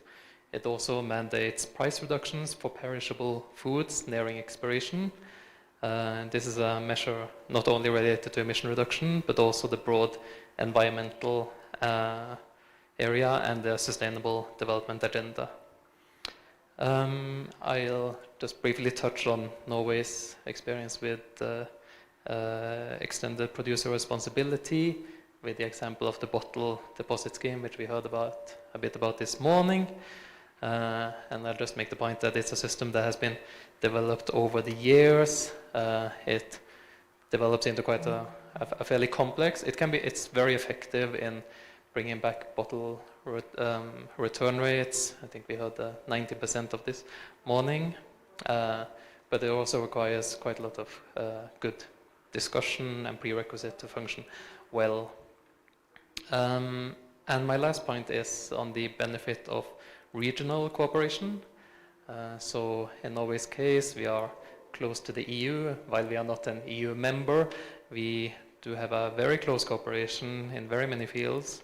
We adopt legislation from the EU, for example, related to product design, waste management, and circularity. This helps align policies and makes it easier for both consumers and businesses to understand, and it creates an even bigger market for business solutions, which leads to efficiencies and for good solutions to emerge. And for example, on the bottle deposit return scheme, you have Norwegian companies who deliver technology for sorting and receiving the bottles, which are now expanding into European markets. Thank you. Thank you, Norway, for sharing your experiences, including the regional cooperation with other countries. I would like now to invite colleagues from Saudi Arabia, Mr. Sultan Asafi from participating online. Thank you very much. I have two reflections or two intervention points. The first one is to second the importance on food loss prevention, not only from a methane abatement or organic waste management perspective, but also from a broader waste food security perspective, where this can actually complement and the back end products out of the organic waste, specifically into composting, and how this could actually integrate into creating a more sustainable and circular agriculture.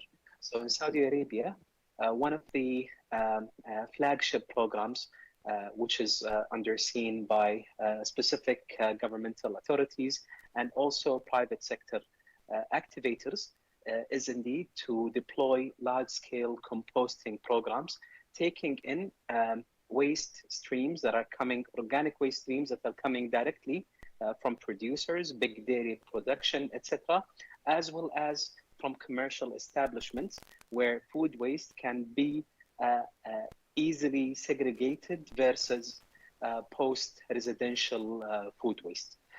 The second point, which is also another important perspective, is and due to the lapse and the challenge in creating subsidies or I would say treatment fees or any incentives and financial instruments that can complement the treatment of waste, specifically the municipal solid waste, we find that schemes such as VCM with the voluntary carbon market driven by specific in-kingdom, so in-country supply of credits, where it actually can complement the utilization, not only the, I would say, the in-setting by credit purchase, but also where credit registration becomes a pivotal point for waste management practices to create an additional revenue stream to pivot the feasibility of any given project. So this is yet another very important perspective that is seen. And in the region, we see that in Saudi Arabia, we have the first VCS carbon registry that was done. It was specifically on waste of electronic equipment, and the insetting will also be consumed in the country. So I believe this is another level of circularity that is important to shed light into. Thank you. Thank you, Saudi Arabia, for sharing your experiences and practice. I would like now to invite China to take the floor.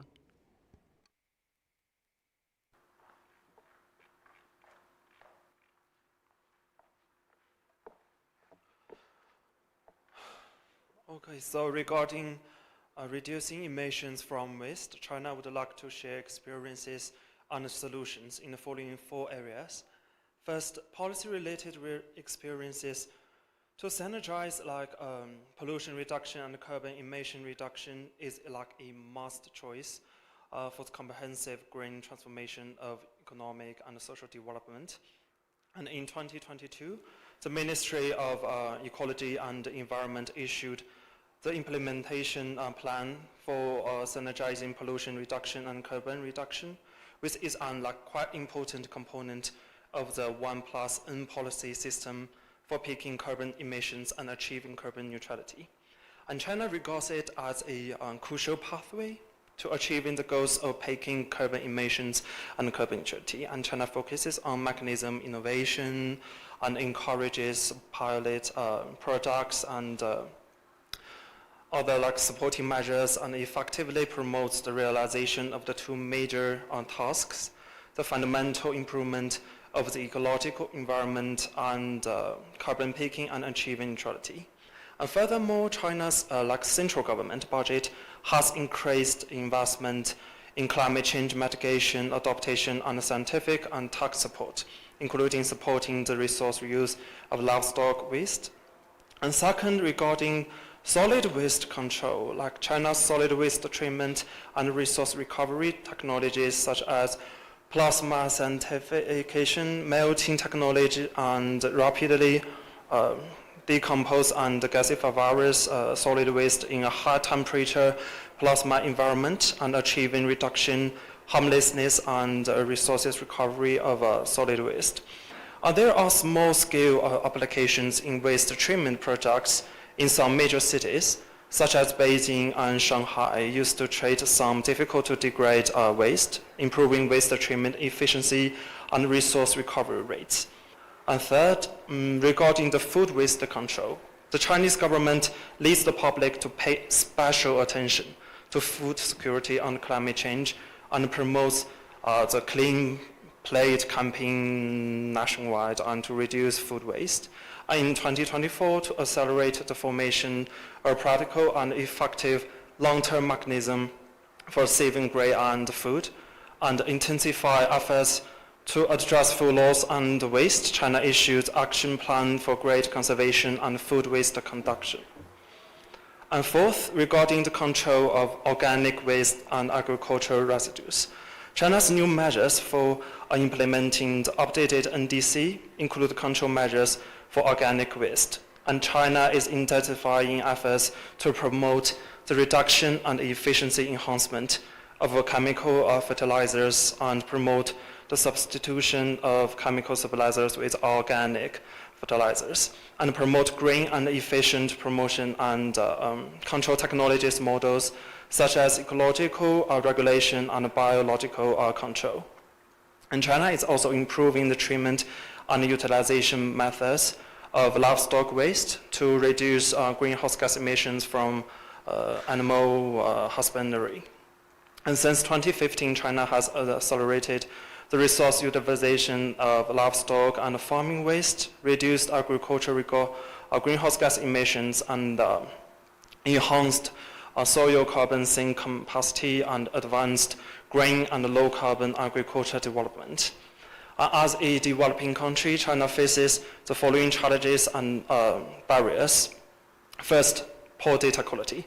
And there is a lack of statistical data for solid waste in China, and statistical factors differ. And second, lack regional coordination mechanism. Policy consistency between the national and local levels and among different provinces in China needs improvement.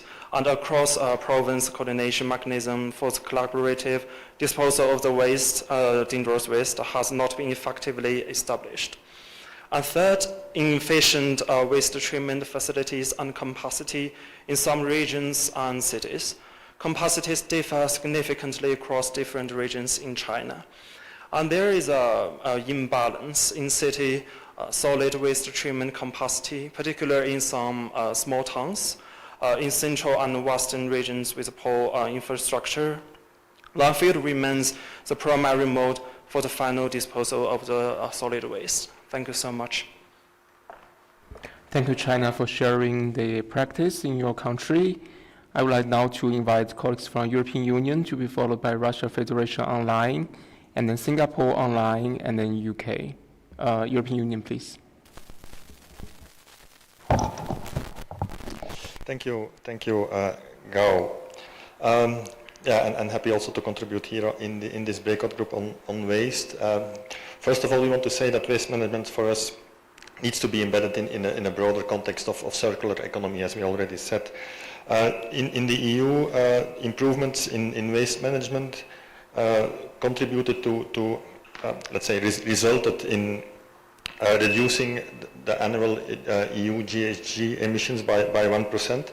And the main pillars of this policy framework are one, as also was clear from the presentations this morning by the presenters, effective waste separation as soon as possible in the value chain, separate collection systems, minimizing landfill and incineration, and an instrument there can be to progressive incremental charging for landfill and for incineration, and with special attention for the organic waste, because it's really needed to address the methane emissions, and therefore also it's good to promote biogas.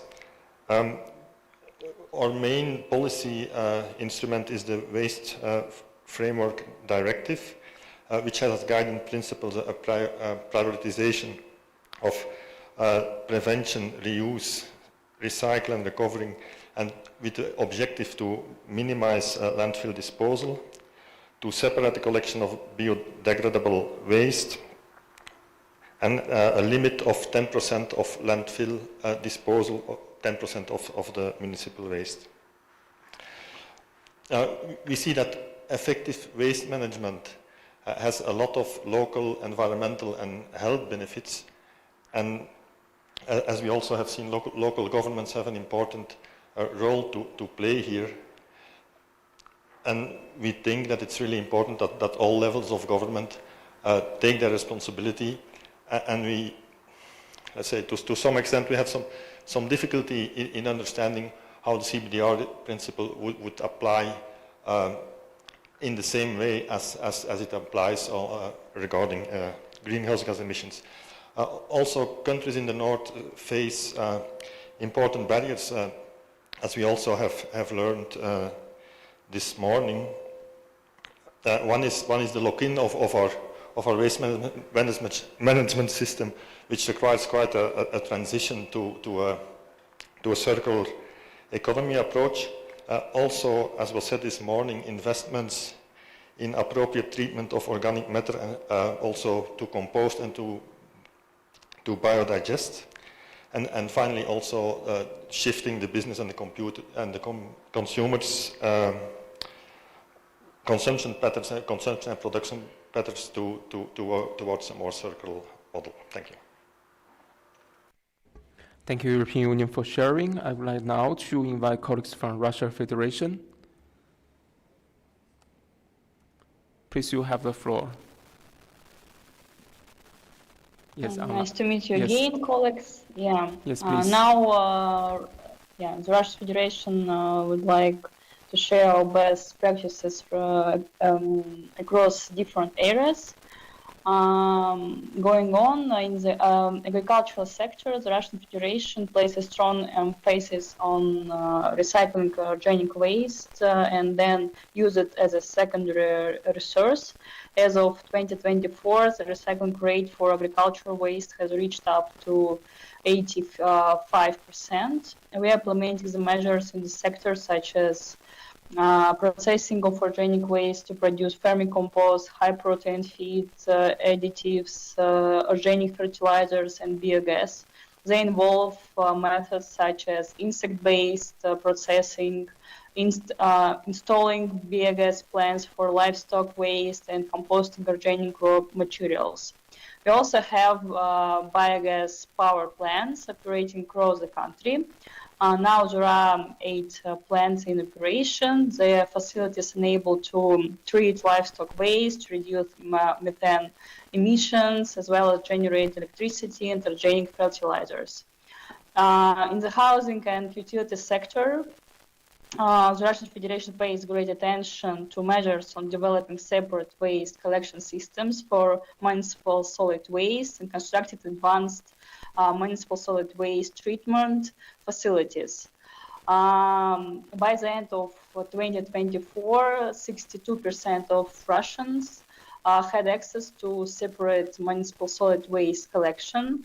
Most regions have a 2-container waste collection system in place. We have a network of 18,000 dedicated collection points for secondary materials, including eco points, eco houses, eco stations, eco centers, as well as reverse vending machines.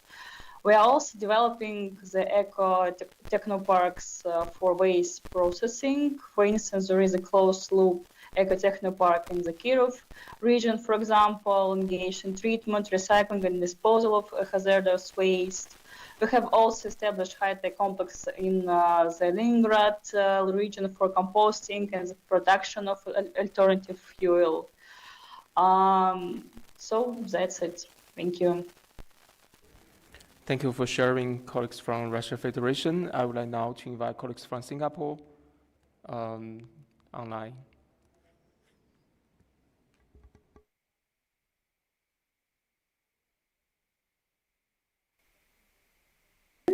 To achieve decarbonization, and we also welcome innovative technological pathways to facilitate this. So to share Singapore's experience, we plan our waste management system to meet multiple national objectives. So, and this is set out in our Zero Waste Master Plan. So firstly, by adopting a circular economy approach, we're able to minimize waste and maximize resource efficiency and resilience. And second, we want to reduce the volume of waste that is sent to landfill. This is critical for us as a densely populated small island city-state.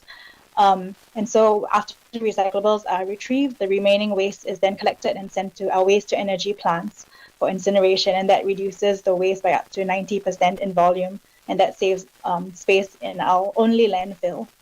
And thirdly, we want our strategies to reduce emissions from the waste sector. So our waste-to-energy plants provide up to 3% of our island's electricity needs. So Singapore has submitted our 2035 NDC, and that paves the way to achieving net zero emissions by 2050. That means that we need deep decarbonization across each sector, including the waste sector.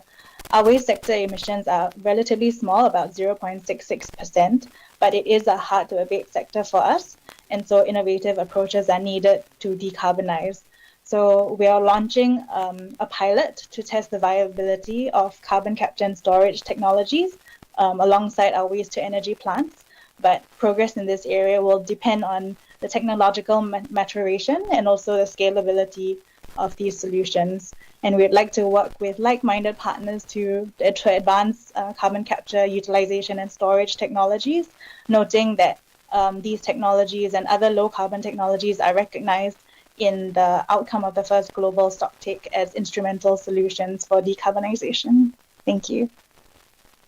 Thank you for sharing Singapore. I would like now to invite colleagues from United Kingdom to be followed by Australia, Peru, Women and Gender Constituency, and then we have Saudi Arabia. Yes. Thank you. So we believe that many of the best practices are those outlined and highlighted in the IPCC report on mitigation of climate change. This report highlights the crucial nature of materials management, including reuse, recycling and waste reduction, and that this is essential for mitigating climate change. And the report also identifies the waste sector as a significant source of methane emissions, particularly from landfills, and therefore stresses the need for strategies like source separation and alternative treatments, so for example composting, to reduce these emissions. I'd like to highlight a number of key policies from the UK which play their part in fulfilling our targets, such as a 50% reduction in residual waste per person by 2042, achieving 65% municipal recycling rates by 2035, and eliminating avoidable plastic waste by the same year, as well as meeting our ambitious 2030 and 2035 NDCs. So firstly, on waste separation, under the UK government's simpler recycling reforms, all workplaces in England must separate their waste before it is collected, including any waste produced by employees, customers or visitors. It's required that dry recycling materials such as plastic, metal, glass, paper and card are separated from food waste and from non-recyclable waste. From March 2026, waste collectors will also be required to collect different sorts of waste separately from households, so food and garden waste being collected separately from paper and card, separate from all other dry recyclables, and any non-recyclable waste will be sent for energy rather than landfill as much as possible. For organic waste, the UK government is working towards the near elimination of biodegradable waste being sent to landfill from 2028. This is part of a broader effort to eliminate biodegradable waste from landfills and aligns with the Global Methane Pledge. Detailed policies are being implemented in England for implementation from 2028, but Scotland has already introduced a ban on biodegradable wastes being sent to landfill from the end of this year.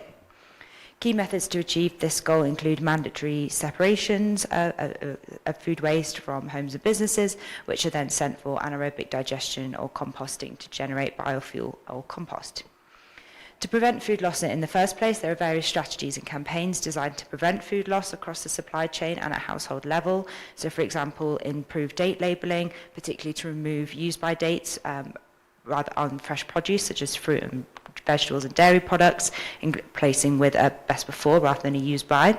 We also have several public awareness campaigns to raise the importance of preventing food waste, which are in part government funded. But lastly, on wastewater funding, the UK's wastewater policy focuses on improving the quality of wastewater discharges and reducing pollution in water bodies. Key aspects include regulating discharges, setting treatment standards and implementing bans to reduce sewage overflows. And just a last point on some of the challenges and barriers. The UK has faced several challenges and barriers in reducing greenhouse emissions in the waste sector. So, for example, under UK policy and legislation, landfill operators are required to capture and destroy methane generated by the degradation of biodegradable material in landfill. However, there is no means by which whole site emissions can be measured and monitored, meaning that whilst there are these requirements to capture methane, it is not always possible to set limits or controls on the proportions of gas. The UK's Environment Ministry has commissioned world-leading research to address this, which is underway. At the international level, the UK also supports programs that work to respond to challenges by providing technical and financial assistance to support emissions reduction in the waste sector.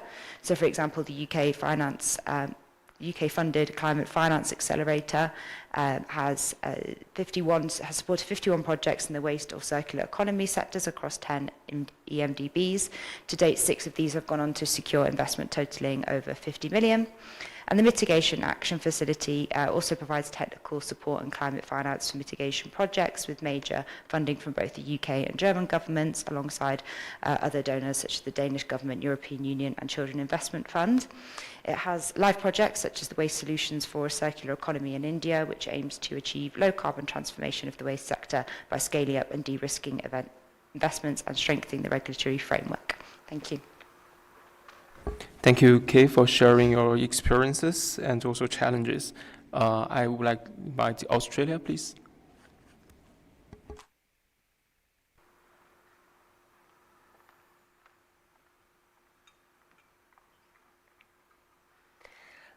Thanks very much. So I might just start off with a few general points about waste emissions in Australia. So as South Africa was saying in an earlier session, emissions from the waste sector are comparatively lower to other sectors in Australia. So it's about 3% of our total emissions, and most of this comes from organic waste in landfill.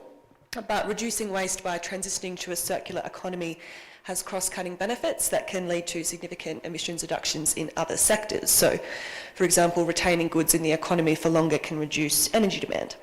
And I used this statistic in the last section, but our modelling shows that if Australia doubles our circularity by 2035, we could reduce about 23% of our emissions by 2050. So this is obviously far beyond just the waste sector itself.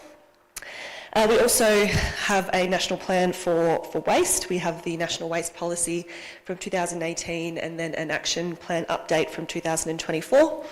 And this serves as the blueprint for waste and resource recovery policy in Australia. There are 7 key targets, including the regulation of waste exports, phasing out problematic plastics, increasing resource recovery rates, and halving the amount of organic waste sent to landfill.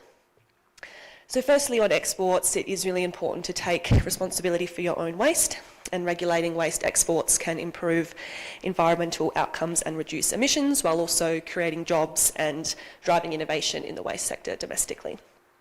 So Australia strictly controls waste imports and exports under the Hazardous Waste Act, and we're very proactive in ensuring that such wastes are disposed of in an environmentally sound manner. And in addition, under the Waste Export Licensing Scheme, Australia only exports properly processed waste plastic, tyres, glass, paper and cardboard. So we're then preventing environmental damage and emissions through waste burning in other countries. Recycling and resource recovery for different waste streams is both a challenge and also a major opportunity in Australia. Currently, over 50% of solid waste is recycled, so there has been significant progress, but also significant room for improvement. Some of the ways that we're trying to improve this, so one is through the Recycling Modernisation Fund, which is how the Australian government is investing in new and upgraded recycling infrastructure. And this program is co-funded by state and territory governments and by industry, and we'll see almost $1 billion invested into recycling infrastructure. And I think this is an example of how expensive it can be to retrofit, modernise or expand waste management systems that have not been designed with circularity in mind. So I think this does show that there are opportunities for countries in the global south to avoid this kind of lock-in and having to make these very expensive investments in the future, but also certainly acknowledge that there are significant challenges as well for low-income countries. Some examples of policies at the sub-national level. So all Australian states and territories have container deposit schemes to refund customers for returning empty beverage containers for recycling. And then, of course, there are curbside collection services for general waste, recyclables and organic waste. I'll just speak quickly about the demand side. So it's really important to stimulate demand for recycled materials and products as well. And that includes through education and consumer information. Some specific examples from Australia. The government's committed to creating a verified brand for Australian-made products containing recycled content. This is called Remade in Australia. And we also have the Australasian Recycling Label, which is a verified recycling label and education tool designed to help households recycle correctly. Lastly, and very importantly, food waste is a really key priority. As I said, organic waste is the biggest source of emissions in Australia for the waste sector, and it also costs the Australian economy about $36.6 billion annually. So diverting food waste from landfill is a really key opportunity, and it can also, of course, improve soil health and enhance carbon storage. So Australia has a national food waste strategy and a target to halve food waste by 2030. In 2020, we created an organisation called End Food Waste Australia to lead the delivery of this strategy. And we also have the Food Waste for Healthy Soils Fund, which is a key program where the government invests to upgrade and construct organics recycling facilities.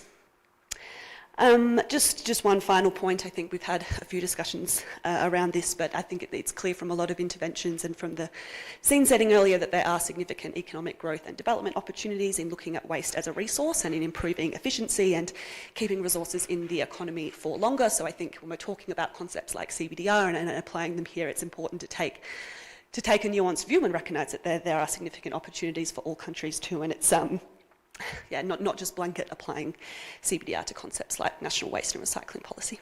Thanks. Thank you, Australia, for sharing your experiences. I would like now to invite Peru, please.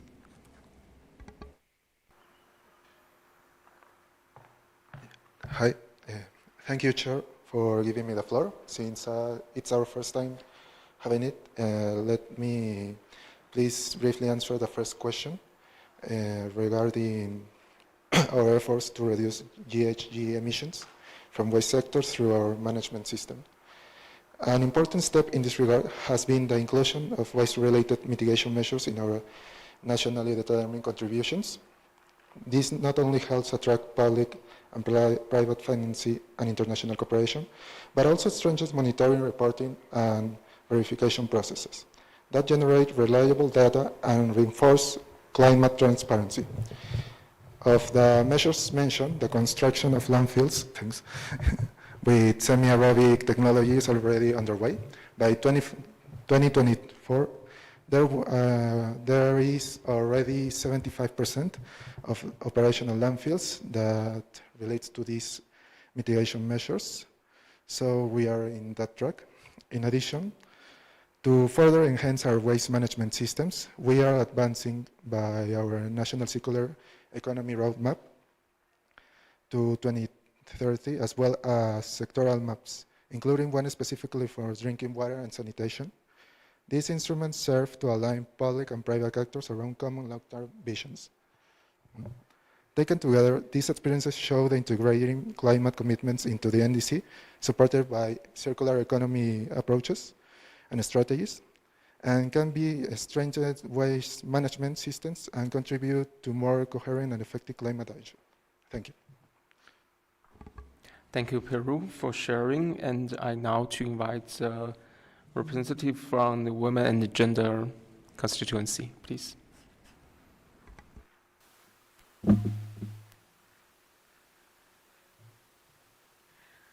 Thank you very much for giving me the floor. I will try to be brief because I know that all of us we are a little bit tired. So yeah, I just want to mention on behalf of the Women and Gender constituency that there are also like really a lot of local and community-led solutions that can be a really good examples and case studies that are waiting for more support and that are waiting to be scaled up and like disseminated in another context. So here I just want to bring one example that is like in Colombia, that is an organization that for the last 30 years has been endorsed waste speakers associations in Bogota for more like throughout this journey, the organization has strengthened the political participation and advocacy skills for women recyclers and their families.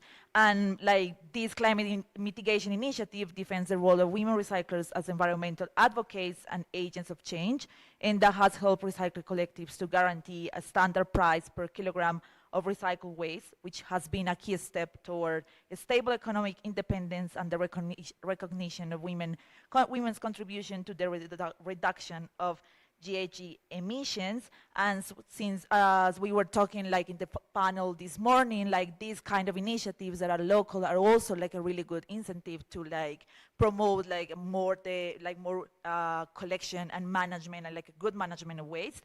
So yeah, and also like this initiative is like gender responsive because also address like cross-cutting issues that waste pickers needs to like face, especially women recyclers has to face, like gender violence associated also with the work, like the precarious work that they are doing on the streets. So yeah, that's what I wanted to share today. Thank you.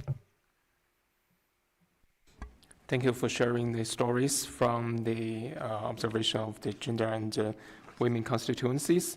I would like now to invite Mr. Sultan Asafi again from online participation. Kingdom of Saudi Arabia. Thank you. Thank you, Chair, for the floor. I wanted to add a point. From Saudi Arabia's perspective, we must address the principle of common but differentiated responsibilities when we take waste management in hand. When developing countries, as a developing country, and our legal framework is new in Saudi Arabia, while developed nations have had mature systems for decades. It takes decades to build mature waste management infrastructure, and this is a crucial point to be addressed. When we compare against high maturity level countries, without naming any, we see that for some of them, mature waste management legislations were passed with specific waste management acts back in the 1970s, or even actually before that. This long-term process has allowed these set of nations to gradually build sophisticated infrastructure and legal frameworks, leading to ambitious goals and targets, and even realization of current figures that are achieved in these countries. In contrast, in Saudi Arabia and among other developing nations, the waste management law was passed in 2021. And this is a crucial first step that we're taking by the kingdom, but this is why the ambition is still vital, but at the same time, we must also adhere to the complexities where we expect the developing countries to act at par with the developed nations, which took 50 plus years to build the waste management legislations. It can be perceived a bit unrealistic. So the commitment is clear, the targets are clear, and however, in order for this to be achieved, we must also stress on the importance of technology transfer into the countries to help us implement more modern recycling and treatment systems. And also, I would say, building on the experiences and having the right capacity building into the ecosystem where we can have can overcome the lack of infrastructure from both the building standpoint as well as the legal infrastructure standpoint, which is rather in its infancy in developing nations. But by working together, we think that this is something that can be achieved. Thank you. Thank you, Saudi Arabia. I would like to invite our group, please.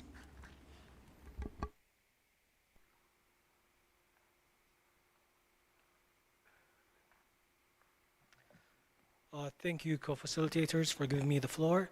As this is my first time taking the floor today, I would like to thank the Ethiopian government for hosting the Climate Week. I would actually also like to thank the co-chairs and the secretariat for their amazing work as usual. And I would like to thank you for hearing our feedback in Bonn. But still, unfortunately, there's still the mural board, but still, you're doing a fantastic job and we appreciate that. So as I'm speaking on behalf of the Arab group, I will just focus on the second question, which was about the barriers. Developing countries face limitations that constrain their ability to fully implement advanced waste management systems and emissions management measures. Therefore, achieving meaningful mitigation outcomes in the waste sector requires addressing the disparities between developed and developing countries in line with the principles of equity and CBDR. The provisions of sufficient means of implementation from developed to developing countries is central to enabling developing countries to unlock their full mitigation potential of the waste sector in line with their national circumstances and in accordance with the provisions of the UNFCCC and its Paris Agreement. Many developing countries face financial constraints, limited technical capacity, and gaps in institutional expertise that hinder the advancement of effective mitigation strategies in the waste sector. Without a dedicated financial support from developed countries, the practical implementation of mitigation actions will remain limited regardless of national ambition. In parallel, addressing the technology gap through enhanced technology development and transfer is essential to equip developing countries with the tools needed for sustainable waste management. Capacity building forums the foundation of this effort, enable countries to plan, implement, and sustain mitigation measures over the long term. So strengthening all the three areas I just mentioned, which are finance, technology, and capacity, is critical to support developing countries in transitioning to a more sustainable waste sector. Lastly, today, in the morning session, in the panelist session, we heard the notion introduced about the Global South leapfrogging over the Global North. It was an exciting idea to hear that, an exciting notion. However, we still need to focus on the challenges we just mentioned. Furthermore, many countries are still facing another challenge, which is the challenge of unilateral measures, which we believe that the global green transition, including in the waste sector, needs an enabling environment for enlarging international cooperation. So unilateral measures will undermine collective efforts toward a global green transformation. Thank you, co-chairs. Thank you, our group. The last but not least, I would like to invite colleagues from Canada, please. Thank you, co-chair, and I'll be quick because I know that some of us want dinner. So I'll just provide some maybe 4 overarching practices on top of the circular economy approaches that we addressed in the last session. So from Canada's perspective, diversion programming is the top line, I think. So increasing diversion of food and other biodegradable waste, such as paper and yard waste, away from landfills, has been found to be an effective way to avoid landfill methane emissions and return valuable resources into the soils through compost. So diversion programs are pretty common across Canada, and jurisdictions are encouraging these efforts through various policies, including disposal restrictions, reducing garbage collection frequency, and placing limits on the quantity of garbage at the curbside. So these efforts also go towards supporting Canada's goal to reduce methane emissions economy-wide by more than 35% below 2020 levels by 2030. Additionally, there are emerging business models in Canada for repurposing used clean wood from construction, renovation, and demolition projects. And we're conducting some extensive research into gaining a better understanding of the opportunities in this area. Additionally, under this header, extended producer responsibility legislation is becoming more common across Canada's provinces and territories. Number 2, market-based approaches for incentivizing landfill emissions reductions are also taking place in Canada. So the Government of Canada published an offset protocol for landfill methane recovery and destruction to enable the generation of offset credits from projects that reduce methane emissions from landfills. Number 3, regulating methane emissions from landfills, so where the elimination of methane generation of biodegradable waste is not possible through diversion, and to address the legacy emissions, methane emissions related to historical waste disposal. There are equipment that can be installed at landfills to recover gas and reduce methane emissions through combustion. 4, reducing food waste by keeping edible food in the human food chain and out of landfills. So many countries have already mentioned their food waste programs, and across Canada there are collaborative approaches with the hospitality sector and food retailers that have led to the establishment of logistical networks that facilitate the distribution of surplus food. So thank you. Thank you, Canada, and thank you all for your very constructive engagement in this breakout group discussion. And we heard a lot of the practices across the world.